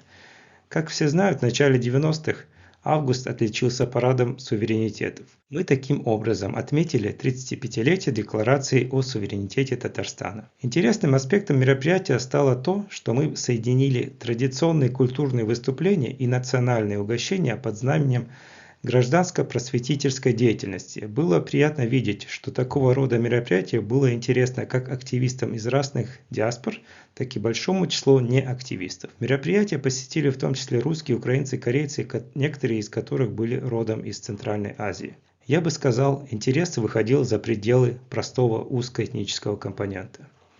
Несколько слов о названии. Мы выбрали название, смысловой перевод которого на русский можно передать так: уважаемое, заслуженное, благородное достоинство. И при этом присутствует очевидная ассоциация с названием месяца август. В заключение я хотел бы подчеркнуть, что наша диаспора с надеждой смотрит на создание Глобального совета татар мира как способа объединения и конструктивного сотрудничества, как надежду на большой шаг в долгосрочном стратегическом сохранении татарской идентичности, вывода татарской нации на новый экстенсивный уровень развития. Отдельно мы призываем организовать конференцию татарских филологов для принятия окончательной версии татарского алфавита на латинице до ноября 2026 года как приоритетную задачу. Мы знаем, филологами уже была проделана огромная работа на этом поприще, и по сути нужна только суверенная воля для окончательного утверждения. Спасибо за ваше внимание, на этом я заканчиваю. Итак, Марат рассказал нам, как живут татары в Австралии, не только татары, а представители других тюркских и братских нам народов. Это очень важный, я считаю, подход в работе, потому что мы должны объединяться.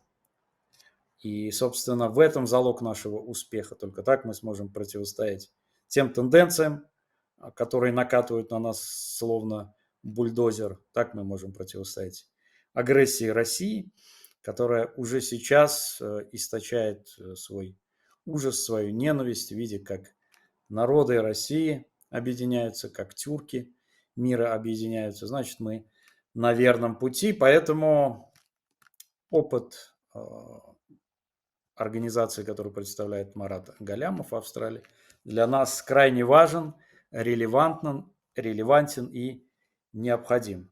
Поэтому я думаю, что этот опыт Марат сможет донести и поделиться с ним с теми, кому это по-настоящему нужно.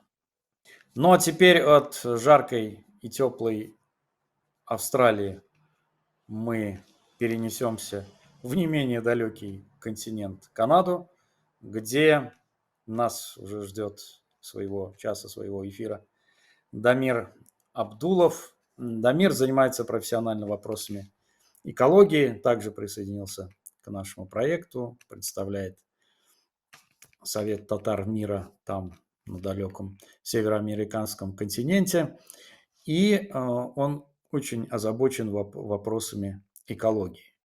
Вопрос экологии крайне важен для наших народов. Это не только чистота помыслов, но это и сохранение традиционной среды обитания. Вы знаете, что на многих наших территориях Московия сознательно уничтожает ландшафт, природную особенность. Там, где добывают нефть или другие полезные ископаемые, происходят ужасные вещи. Но есть один интересный нюанс. Татарстан единственный из субъектов так называемой Российской Федерации, кто подписал Хартию Земли. Это вообще уникальный документ. Татарстан в свое время осмелился это сделать, несмотря на протесты Москвы. Ну и в будущем суверенном Татарстане, конечно, этот документ тоже сыграет свою важную роль. Татарстан может стать лидером и флагманом по физическому очищению наших территорий от всех тех колониальных влияний, потому что то, что делает Москва, это, конечно, бесспорно колониальное высасывание наших ресурсов и уничтожение нашей природы. И, соответственно, это уничтожение, оно негативным образом влияет на население, на будущих потомков.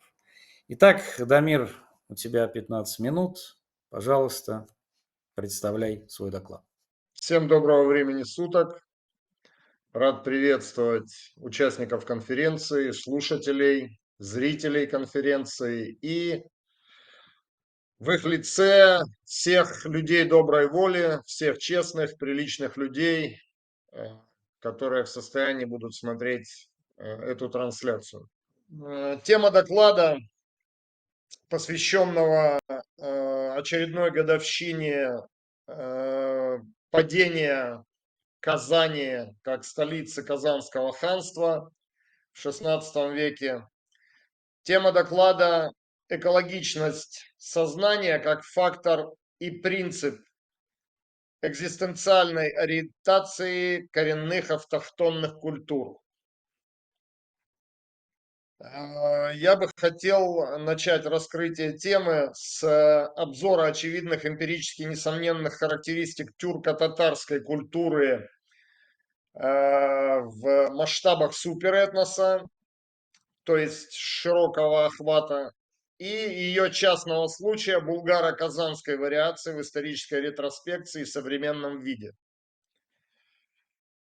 Итак, Политико-экономическая основа этногенеза народов Великой Степи, частью чего является, безусловно, современный Татарстан, была и остается детерминирована кочевым образом их жизни, связанным в качестве базовой экономической модели с разведением неприхотливого в суровых условиях степи домашнего скота, в скобочках овцы и коневодства.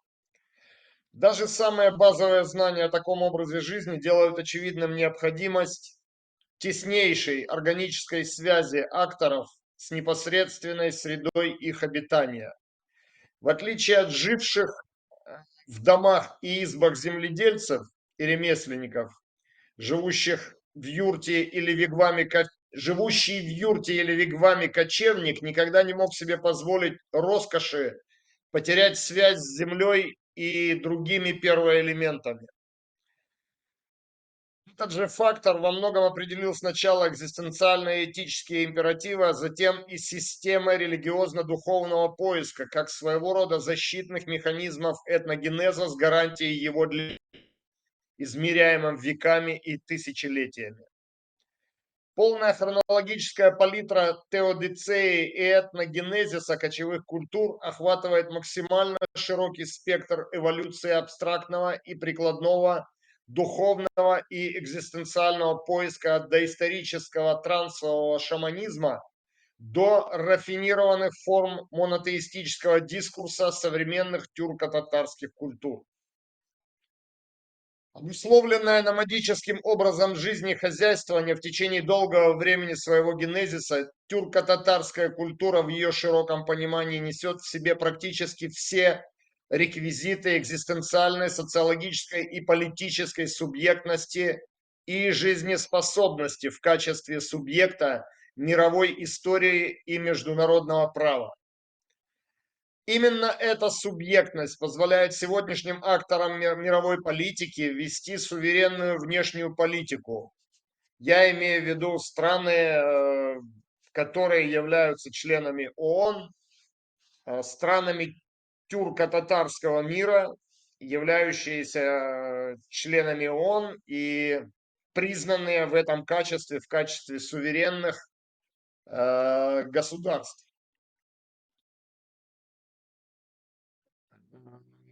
Ну а тем образом, в силу разных причин не имеют своей государственности, тем не менее предъявлять собственную репрезентативность в составе более крупных правовых объединений. Яркий пример последнего – современный Татарстан, субъект внутренней политики Российской Федерации, однако же до недавнего времени обладавший многими признаками полноценной правовой субъектности, правда, федеративного толка. Будучи первым в Российской Федерации национально-региональным образованием по критерию эффективности функционирования государственных институтов и успешности реализации крупных экономических и инновационных проектов, обладая до недавнего времени достаточно большой степенью политической автономности, Татарстан мог себе позволить смелость запуска даже беспрецедентных международных инициатив, таких, например, как Хартия Земли. Здесь следует отметить, что Татарстан стал первым субъектом, неважно какого права, да, то есть не международного права, а, скажем так, регионального права, но, тем не менее, первым в мире политическим субъектом, который в основу своей хозяйственно-логической деятельности положил Хартию Земли. Напомним, это программный документ Организации Объединенных Наций, определяющий контуры в высшей степени желаемого, но в высшей же мере ресурсоемкого эталонного образа трансформы будущего человечества в его оптимистической вариации.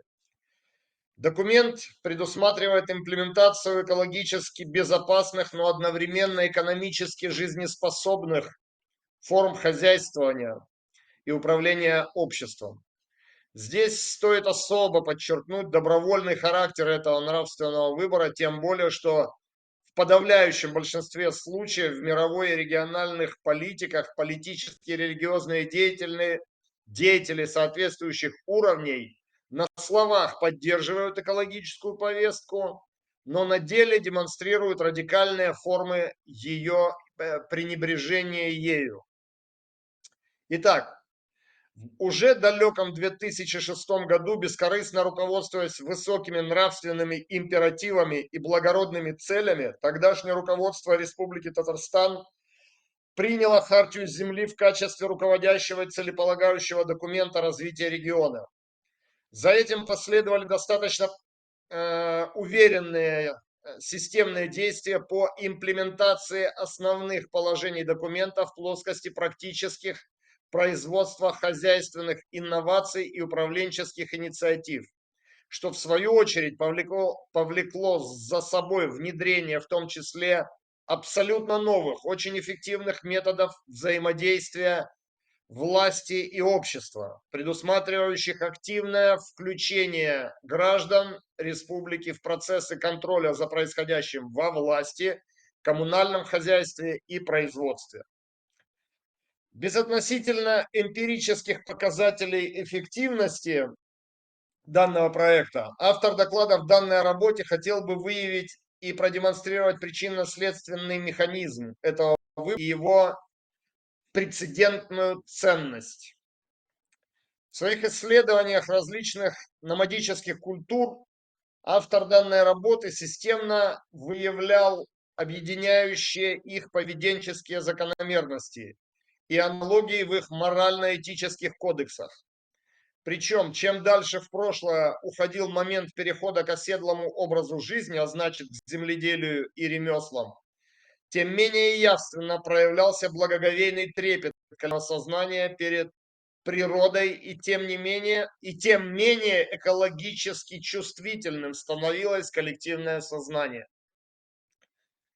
С внедрением же в нашу жизнь технологического фактора и по мере более глубокого погружения человека в создаваемую им искусственную среду, его сонастройка с биологическими ритмами планеты экспоненциально идет по затухающей синусоиде. Добавим и политическую турбулентность новейшей истории, выражающуюся в быстрой, но радикальной приоритетов развития, и мы получаем в высшей степени ужасающую клиническую картину тотального экзистенциального бедствия с гарантией его перехода в нереверсируемую катастрофу. Для примера возьмем такой прецедент. В США уходящий президент Обама самым последним президентским указом запрещает бурение нефтяных скважин в Мексиканском заливе, а сменивший его Трамп своим первым же указом пытается реанимировать добычу на радость в конец обезумевшим нефтегазовым корпорациям. В России в угоду политической и экономической конъюнктуре правящая группировка меняет курс развития страны на противоположный по знаку, и вот уже весь ее интеллектуальный и творческий потенциал вместо устойчивого инновационного вектора утилизирует влажные мечты военно-промышленного комплекса, а наш дорогой Татарстан вместо реализации экологических оптимизаций собирает по иранской технологии беспилотное орудие убийства себе подобных. Что это? Парадокс генезиса государственности? Болезнь этнокультурного роста? Ирония политической судьбы? Нет. Это цена постепенного отказа от экономической и политической субъектности в угоду интересам национальной управляющей номенклатуры и доморощенной финансово-промышленной буржуазии. Интересы эти прямо противоположны по знаку интересам граждан Республики Татарстан. В пользу чего говорит статистика потерь республики в войне против Украины. Не секрет уже, даже при всей секретности этих данных, уже давно не секрет, что Татарстан и Башкортостан лидируют по количеству потерь в войне против Украины, а заодно и против здравого смысла. А как же, спросите вы, Хартия Земли, все обещанные ею оптимистические горизонты развития, сопутствующие этому репутационные бенефиты? А она, по всей видимости, почила в ВОЗе, поскольку на первые места повестки вышли вопросы политического выживания федеральных и региональных бенефициаров сегодняшнего и последних 25 лет статуса КВО и их преступного проекта. Если автору данной работы будет позволительно смоделировать прогностический сценарий для нашей национальной культуры, то есть для культуры Республики Татарстан и для более широкого татарского компонента Евразии, то перспектива эта представляется абсолютно безрадостной. Дальнейшая потеря политической и экономической субъектности с неизбежностью повлечет за собой необходимость отказа от этнокультурной национальной идентичности, что в свою очередь приведет к полной потере контроля за процессами на собственной земле и, соответственно, к полной потере связи с землей. Данный сценарий практически убийственен не только для отдельно взятых культур, но и для всей человеческой цивилизации в целом. Бекзур Рахмет, Дамир. Будем на связи, как говорится. Дорогие друзья, если у вас будут какие-то вопросы или вы хотите связаться с нашими спикерами, обязательно пишите нам. Мы будем на связи, будем стараться поддерживать связь с нашими соплеменниками, потому что это наша основная задача сейчас – объединить татар, которые расселены, которые дисперсно раскинуты по всему миру, как вы видите, от Австралии до Канады. А хәзер сүземне Рәис әфәнде Мухиддиновка бирәсем килә. Ул Төркиядә гомер итә, берничә ел дәвамында үзе табиб, бик иманлы, намуслы, акыллы кеше, зиялы кеше, һичшиксез. Ул Истанбулда яшәп, андагы татарларны берләштерә, алар белән элемтәдә һәм дә безнең шураның анда вәкиле булып тора. Рәис әфәнде, сезгә сүз, рәхим итегез, буйрун. Бисмиллахир-рахманир-рахим. Ассаламу алейкум. Чыгышым ислам йогынтысы һәм исламча татар тәңгәллеге милләтнең сәламәтлегенең вә бар яктан үсешенең нигезе исемле. Тәңгәл сүзе туры килү димәктер. Тәңгәллек төшенчәсе исә бер кешенең гомере буенча дөньяда булган һәр кайсы кеше төркеменә төрле сыйфатлар буенча үзенең туры килүен билгеләүе. Кешенең тәңгәллегенең оешуы иң элек яратучысыннан бирелгән җанның нинди булуы, гомер буенча нинди хәлләргә төшүе, бирелгән ирек белән нинди хәрәкәтләр ясавыннан тора. Тирә-ягындагы кешеләрдән, җәмгыятьтән вә белем алудан тәэсирләнү нәтиҗәсендә бары Аллаһ насибе белән генә буладыр бу эшләр.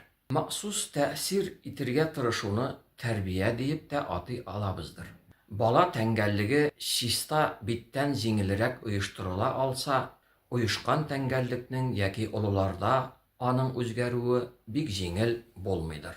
Карарны җан бирер. Җан ул кешеләр түгел аңлый алмаслык бер нәрсәдер.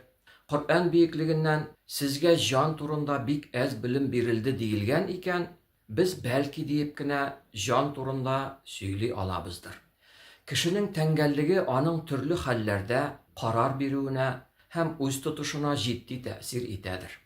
Шуңа тәңгәллеге оешып бетмәгән балаларны үз тәэсиренә алырга вә олыларның да тәңгәллеген үзгәртергә тырышып, дошман кешеләрнең үз теләкләре белән аның яклы булуларын хуп күрәдер. Шулай ук җәмгыятьнең уңыш, алга китү, мөнәсәбәтләр, әхлак ягыннан нинди хәлдә булуы күпчелек кешеләрнең үзләрен кайсы төркемнәргә бәйләп, аңа туры килергә тырышуларына бәйледер.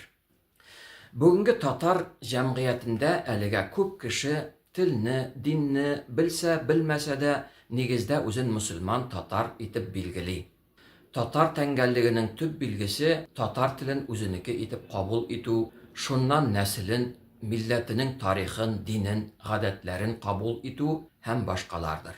Шулай үзен билгеләргә тырышу кешегә хастыр, аның җәмгыяви зат буларак яратылуының билгеседер. Үз төркеменә хас булган бер сыйфатка бик төгәл туры килмәсә исә, кайдадыр аң астында аның барыбер канәгатьсезлеге, тотрыксызлыгы булуы мөмкиндер, хәтта сәламәтлегенә дә бу тәэсир итә аладыр. Бу рахатсыз хәлнең төзәтелүе тиешле булуга аңга бер билге бирү кирәктер. Күңел һәр вакыт табигый бер рәвештә тыныч вә канәгать хәлдә булуыны эзли. Әмма кешенең моңа тормышы җитәрме, җитмәсме, кеше үз хәлен аңлап хәрәкәтләр ясармы, ясамасмы, зур бер сорау билгесе. Насибыны бирүче, канәгатьләндерүче, юл күрсәтүче билгеледер. Мөселман татар тәңгәллеге дигәндә бер нәрсә искә килә. Әлеге буынның элекке буыннар белән бик тыгыз бәйләнеше булуы мәгълүм. Үткән буыннар безнең үз әби-бабаларыбыз булган өчен иң якын затларыбыз. Аларның яхшы ва мактарлык тарафларына ошарга тырышу, аларны ихтирам итәргә тырышу, онытмау табигый бер күренештер. Чөнки алар безнең без булып җитешүебезнең, тормыш итүебезнең алып ташланмаслык өлешләре. Алар дөньядан китеп барсалар да, аң, истәлек, китап, тарих юллары белән безне һаман агачның тамырлары кебек тукландырып торалардыр, һәм без дә бу мөселман татар агачының бәлки файдалы уңыш бирүен, агачның үсүен дәвам иттерергә тырышырга тиешбездер. Мөселманга тәңгәллеген билгеләүдә гаилә, җәмгыять тәэсире тышында мәдрәсәдә уку да бик мөһимдер. Бу мөселман татарларның тәңгәллегенә 1000 ел буенча хас иде. Әмма хәзер бу татарларның күпчелегенә хас булган бер нәрсә түгел. Шуңа халкыбызның күпчелеге бүген мөселман тәңгәллегенә бик төгәл туры килә алмый. Бу да сүз белән аңлатыла алмаган аң астындагы бер рәхәтсезлектер. Мөселман кем һәм ничек булырга тиешлеге турында тулы белемне тиешле дәрәҗәдә бүген алып була. Әмма ләкин бу халкыбызда әле бер тәртип хәлендә түгел, күбрәк истиснадыр. Милли тәңгәллеккә махсус бер телне, тарихны, гадәтләрне үзеңнеке итеп кабул итү хастыр. Ләкин мөселман тәңгәллегенә моңардан киңрәк нәрсәләр хас. Ул иң элек исламны мөһим карашлары, кагыйдәләре белән аңлап, көчләүсез, үз теләгең белән үзеңнеке итеп кабул итү. Анда бер милләт кенә түгел, бөтен инсанлык тигез кайгыртылып, һәр җирдә яхшы мөнәсәбәт, гаделлек урнаштыру кирәклеге билгеләнә. Һәр бер халыкка, телгә, тарихка ихтирам белән карау билгеләнә. Тормыштагы ва хәтта тормыш тышындагы бөтен нәрсәгә дөрес караш ва үз тотыш билгеләнеп, мөселманның гадәтләренең, карашларының дини белемгә туры китерелүе таләп ителә. Исламга керү ва аннан чыгара торган шартлар да ап-ачык итеп билгеләнә. Шуңа мөселман тәңгәллегенә дини белем алу хас ва иң беренче урында тора.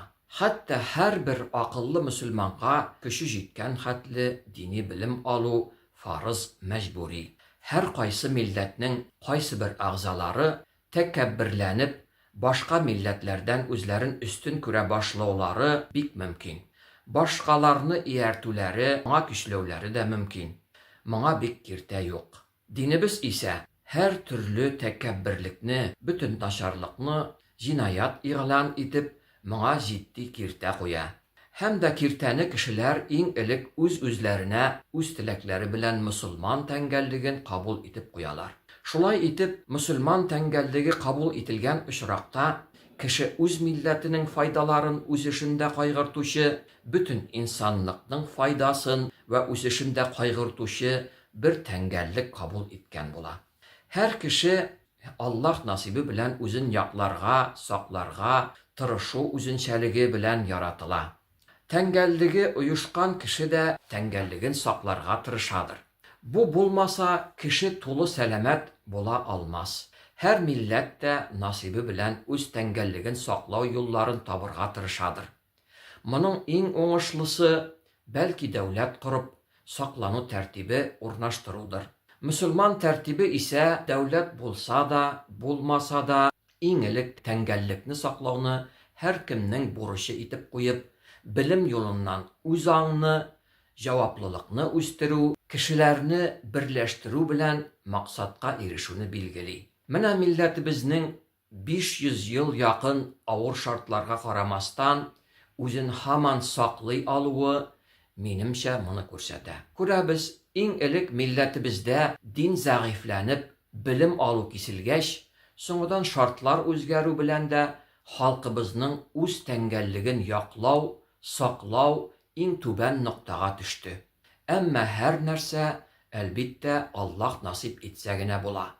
Табиблык һөнәремне өйрәнгәндә, атеист күзе белән һәр нәрсәгә карарга, бәя бирергә өйрәтсәләр дә, үз тәңгәллегем мөселман татар булгач, теләр-теләмәс, барыбер бөтен нәрсәгә шул күздән каравым табигыйдыр. Монда ислам ва мөселманлыкка бәйле бары кайсы бер нәрсәләрне генә искә алырга вакыт җитәр.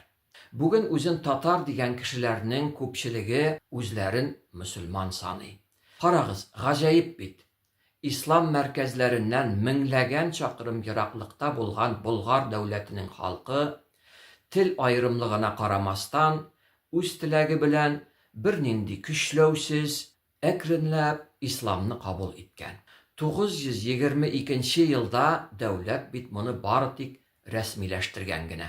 Бу очраклы түгел, чөнки ислам һәр кешегә хөрмәт белән мөрәҗәгать итеп, аны бөек, игелекле, әхлаклы, һәр яктан сәламәт, гадел, акыллы булуга, уйлап яхшысын гына эшләргә чакыра.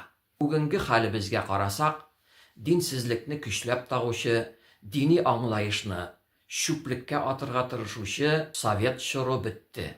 Халыкның бер өлеше 1000 еллык ата-бабаларының мәдәниятенә кайтырга теләп адым атты. Әмма күпчелек кешеләрдә тәрбияләнгән динсезлек дәвам итә. Чөнки ислам котышкыч, куркыныч бер нәрсә кебек махсус күрсәтелергә тырышыла.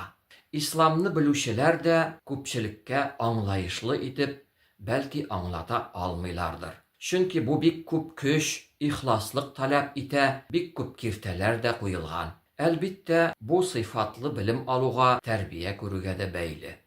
Мөселман кешесе билгеле нәрсәләргә ышанган бер кеше һәм атеистлардан бик айырмалы булган үлемгә караш монда бик зур урын аладыр.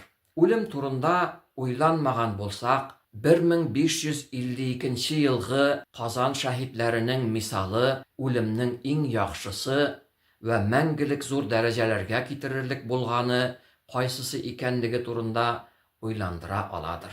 Һәр мизгелдә, һич көтмәгәндә һәркемгә үлем килә ала.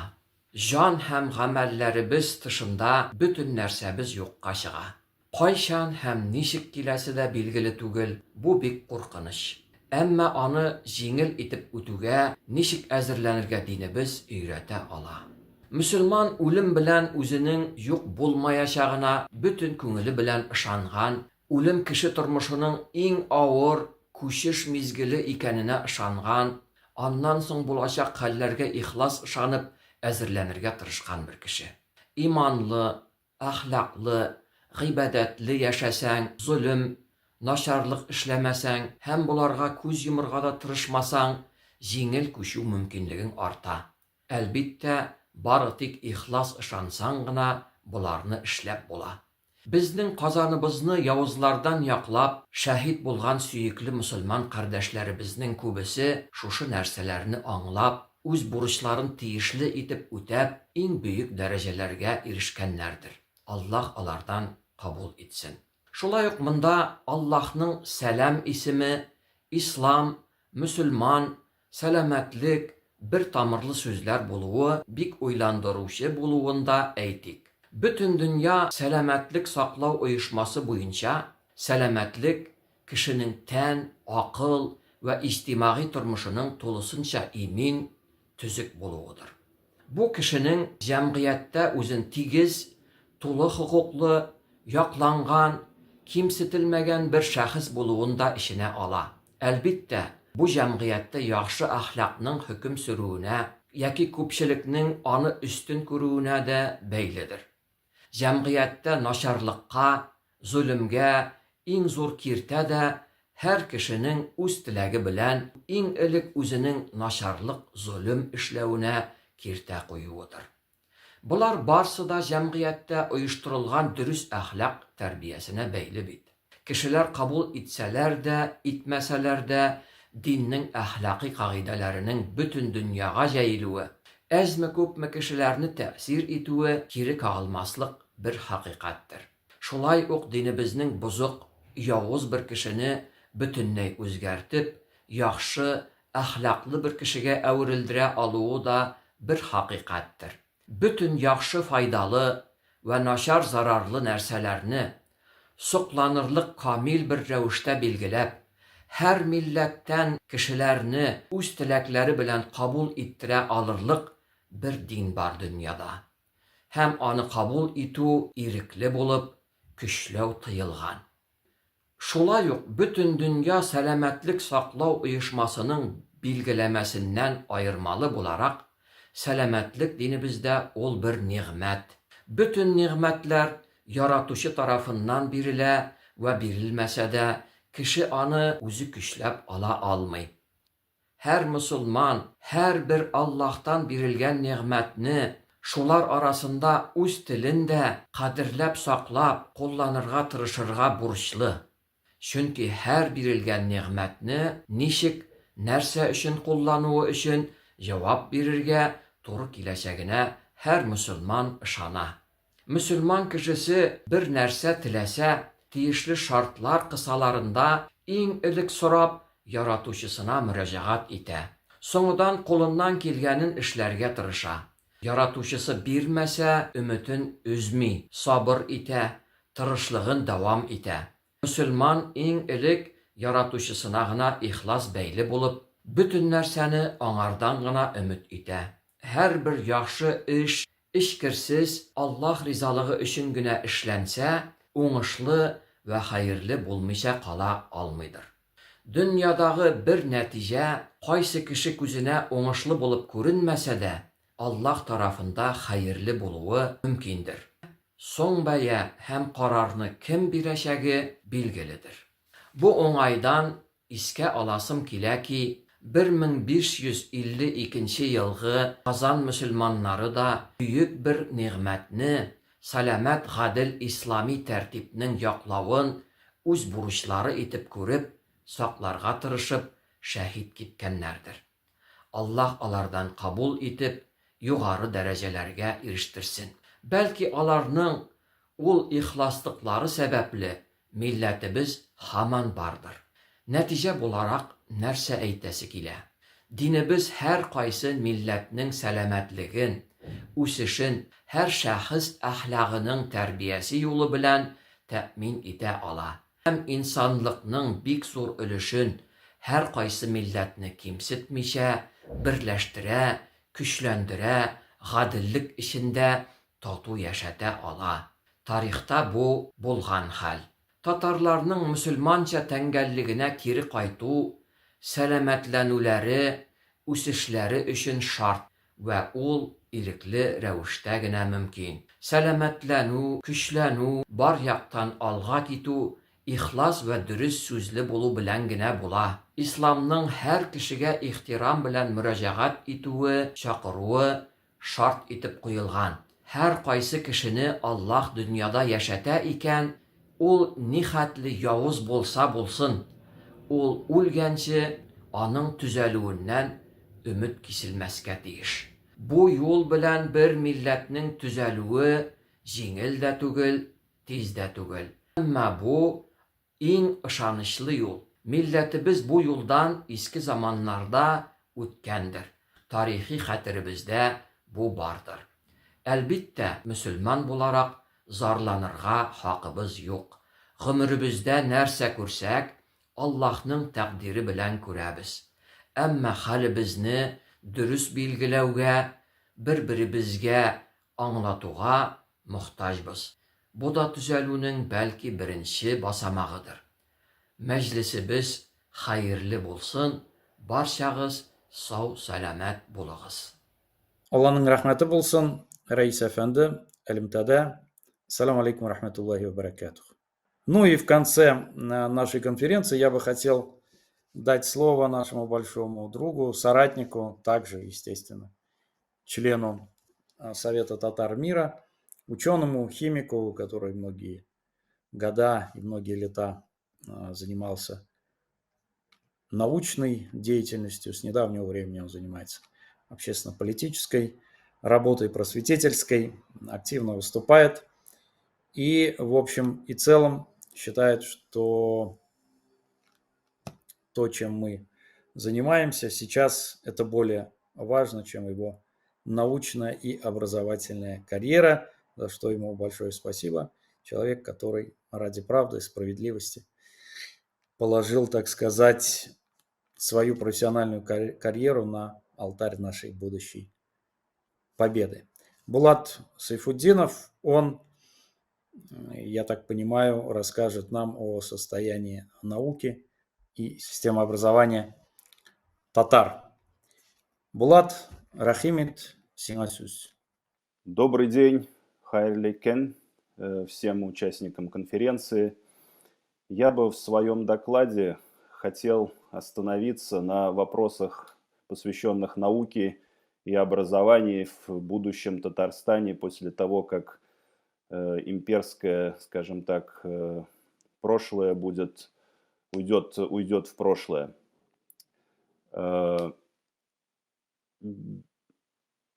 Я хочу представиться немного, скажем так, рассказать о себе. Я ученый-химик с 15-летним стажем работы в университетах, в академии.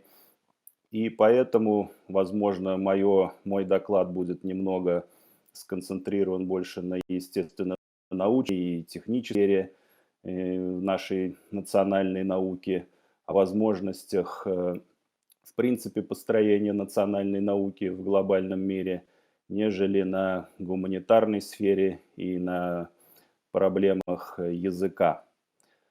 В первую очередь я бы хотел сказать, что на сегодняшний день национальное образование у татар в принципе отсутствует стараниями Москвы, Российского Министерства науки и образования, так как в принципе все финансирование научное через гранты, через государственные задания, через различные федеральные целевые программы, все координируется Москвой. И регион на сегодняшний день, Татарстан, практически не имеет никакой автономии и самостоятельности в определении целей, задач, направлений научных исследований, что, собственно, игнорирует наши цели, потребности, стратегические задачи в плане науки, образования, медицины, здравоохранения и так далее.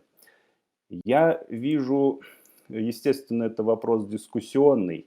Я бы предлагал поразмыслить в первую очередь над тем, как мы будем строить науку и образование, и сферу, очень тесно связанную с наукой, это медицина, в будущем.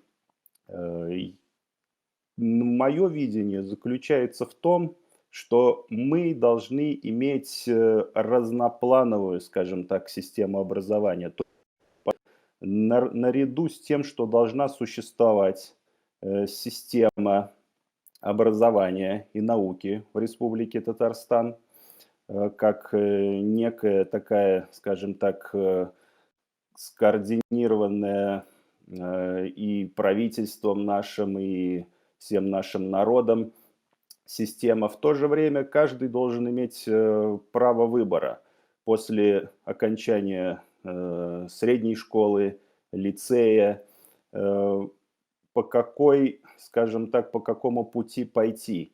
Получать высшее образование на родном языке, на татарском, учитывая, что мы живем в глобальном мире, должна быть возможность получения образования на английском языке, естественно, на турецком языке, я считаю.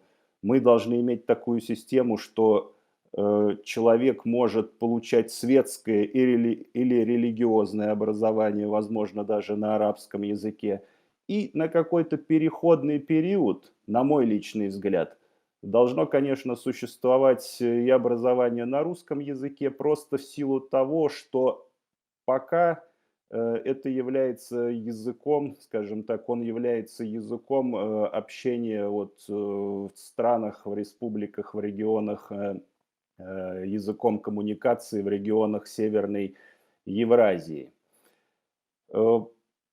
При этом, естественно, с самого младшего возраста, с начальной школе, в лицейские, скажем так, годы, человек, безусловно, должен получать базовое образование, иметь право и обязанность на своем родном языке. Речь идет о татарском языке.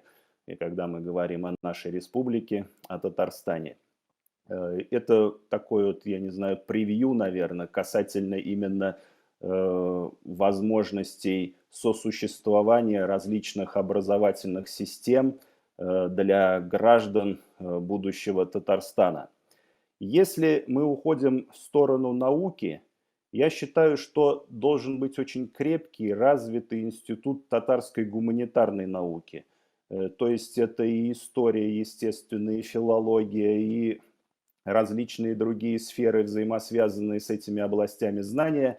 При этом мы не должны впасть в какое-то такое состояние, в которое впали некоторые страны, независимые государства после распада Советского Союза, и мы не должны, мы не имеем права, допустим, коллапса науки в Татарстане и превратиться в некоторое такое государство, которое будет целиком и полностью зависеть от зарубежных технологий, будь то западные, российские, китайские, какие угодно.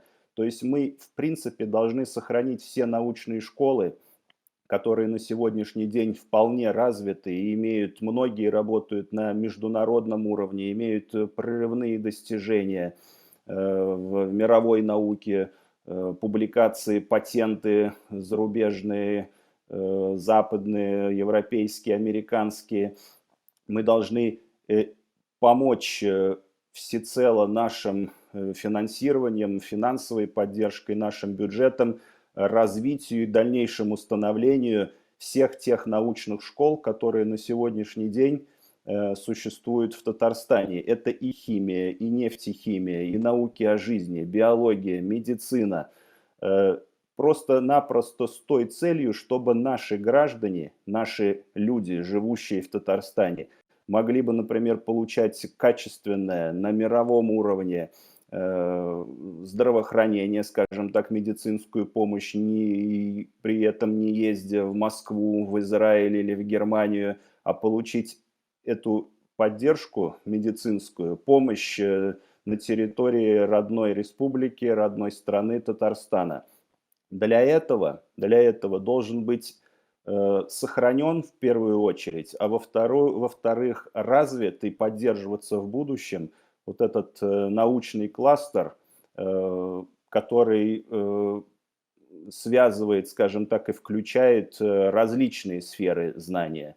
От математики, физики, химии, биологии, наук от жизни до медицины и различных технических направлений, так как это тоже напрямую будет влиять на нашу оборону, на наш, в конце концов, имидж на международной арене.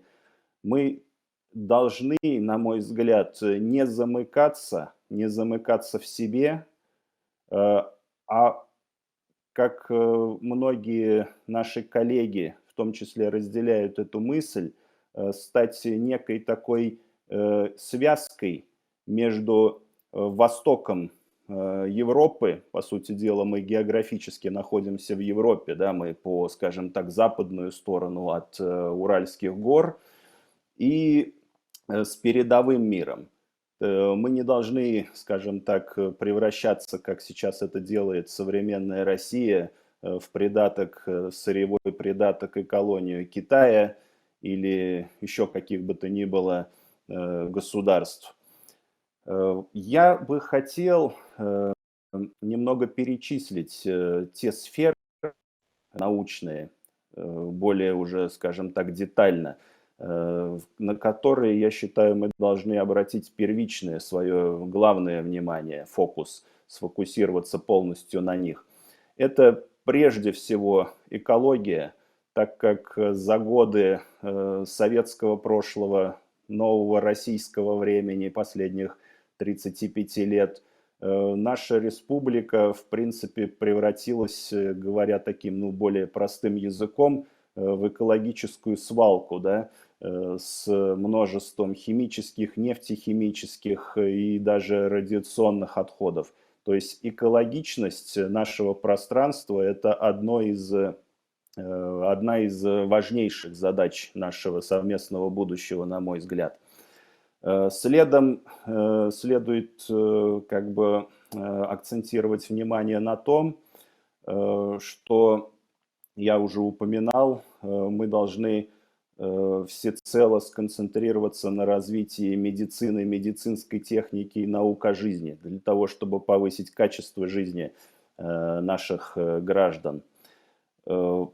Сфера, связанная с нефтехимией, химией, различными химическими технологиями, естественно, тоже должна всячески поддерживаться нашим татарстанским бюджетом, так как это по большой степени хлеб наш,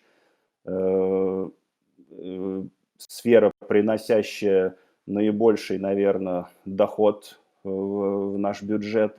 В то же время, учитывая, что, в принципе, ходят в зеленую эру потихоньку, неохотно, с некоторым таким сопротивлением, мы должны не замыкаться, опять-таки, на старых технологиях, на исключительно полезных ископаемых, а думать, как диверсифицировать и как изменить нашу экономику, чтобы и через 50, и через 100, и через 150 лет наши потомки смогли производить качественную продукцию, которая была бы востребована и у нас в республике, и в мире. Поэтому очень важен вот этот переход в зеленую химию, в зеленые технологии, к водородной энергетике, к, скажем так, сырью, которое полностью не базируется на углеродном, так скажем, на углеродном топливе, снизить углеродный след к нулю, так называемое вот это направление Zero Net, Green Chemistry на Западе. Помимо этого, я бы сказал так, естественно, республика, наше правительство, наши всевозможные органы государственные должны поддерживать, естественно, так называемую национальную науку, да, то есть это история, философия, социология, филология, и ни в коем случае не пойти по примеру некоторых государств, когда, скажем так, вот эти вот высокотехнологические области полностью практически функционируют на русском либо английском языках, при этом национальный язык используется исключительно в делопроизводстве, в государственных вопросах, ну и, может быть, так вот в повседневной жизни, да, так скажем. То есть мы, я считаю, должны ставить перед собой глобальные планы. Я считаю, мы не должны страдать вот этим комплексом неполноценности, который постоянно пытается навязывать и культивировать в нас Москва, федеральный центр. Должны понимать, что у нас и на сегодняшний день есть значительный потенциал в науке, в образовательной сфере. И если мы предложим в будущем Татарстане очень правильно построенную, системно работающую некую структуру, научную, технологическую, образовательную сферу, то мы станем так или иначе некоторым центром притяжения для всех наших соотечественников, так скажем, соплеменников, я имею в виду прежде всего, естественно, татарстанцев, татар, живущих, раскинутых по всей территории нынешней Российской Федерации.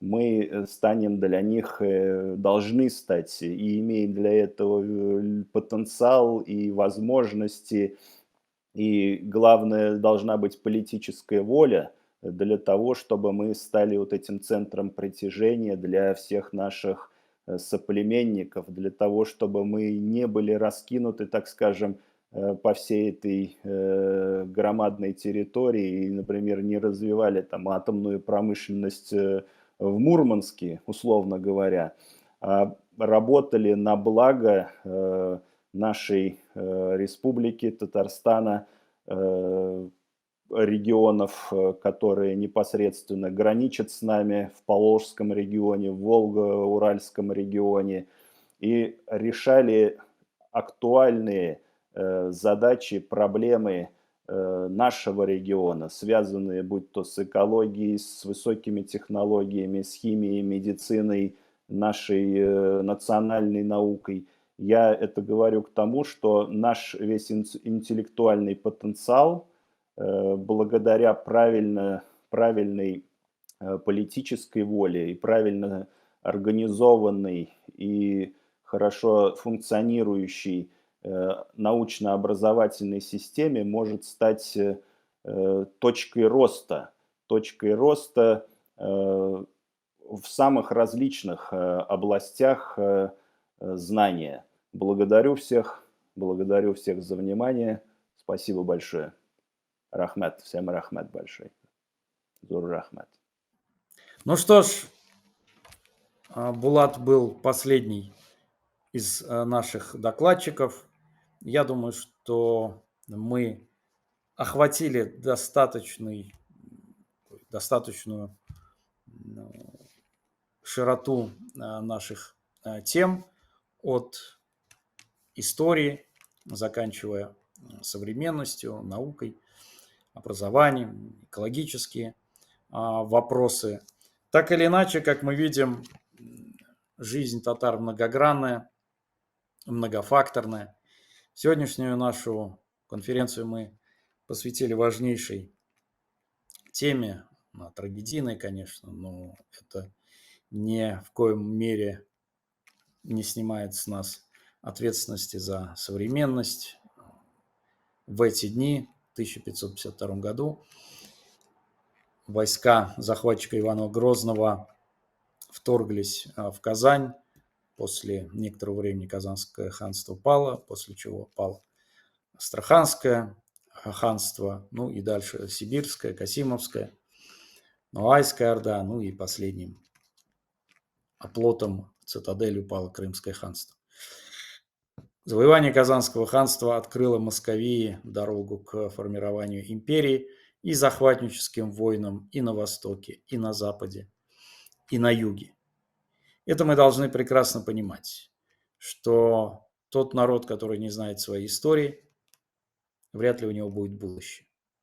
Мы должны отмотать назад, чтобы понять, что произошло туда и как не допустить этих трагических событий. Мы должны объединиться, мы должны быть стойкими, мы должны четко осознавать, кто наш друг, а кто наш враг. И в этом залог, я надеюсь, иншаллах, Аллах Байрса, наших дальнейших побед, наших достижений. В конечном итоге мы теперь понимаем, что никоим образом с этой отвязной и людоедской империей договориться невозможно, нереально, я бы даже сказал, крайне преступно. И для этого мы должны приложить все наши усилия. Ну и, собственно, дорогие друзья, это первое наше мероприятие в рамках Совета татар мира, татар Шурасы. И мы призываем всех, кто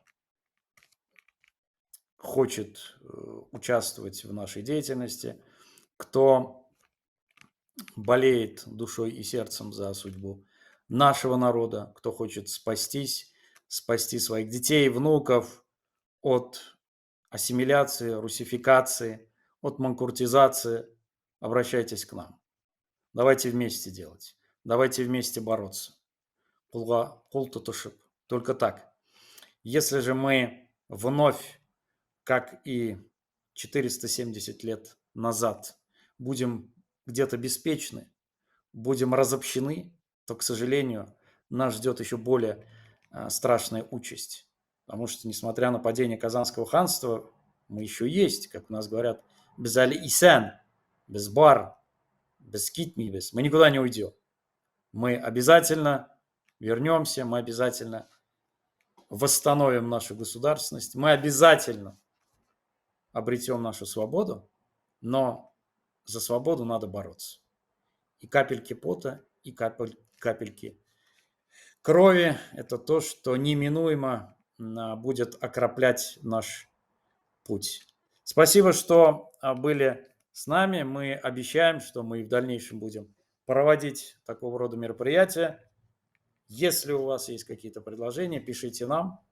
Мы открыты к сотрудничеству. Мы будем вам помогать, мы будем вам содействовать. И сообща будем добиваться поставленных целей. Бик зор рахмат сізге. Исән имин булыгыз. Ассаламу алейкум рахматуллахи ва баракатух.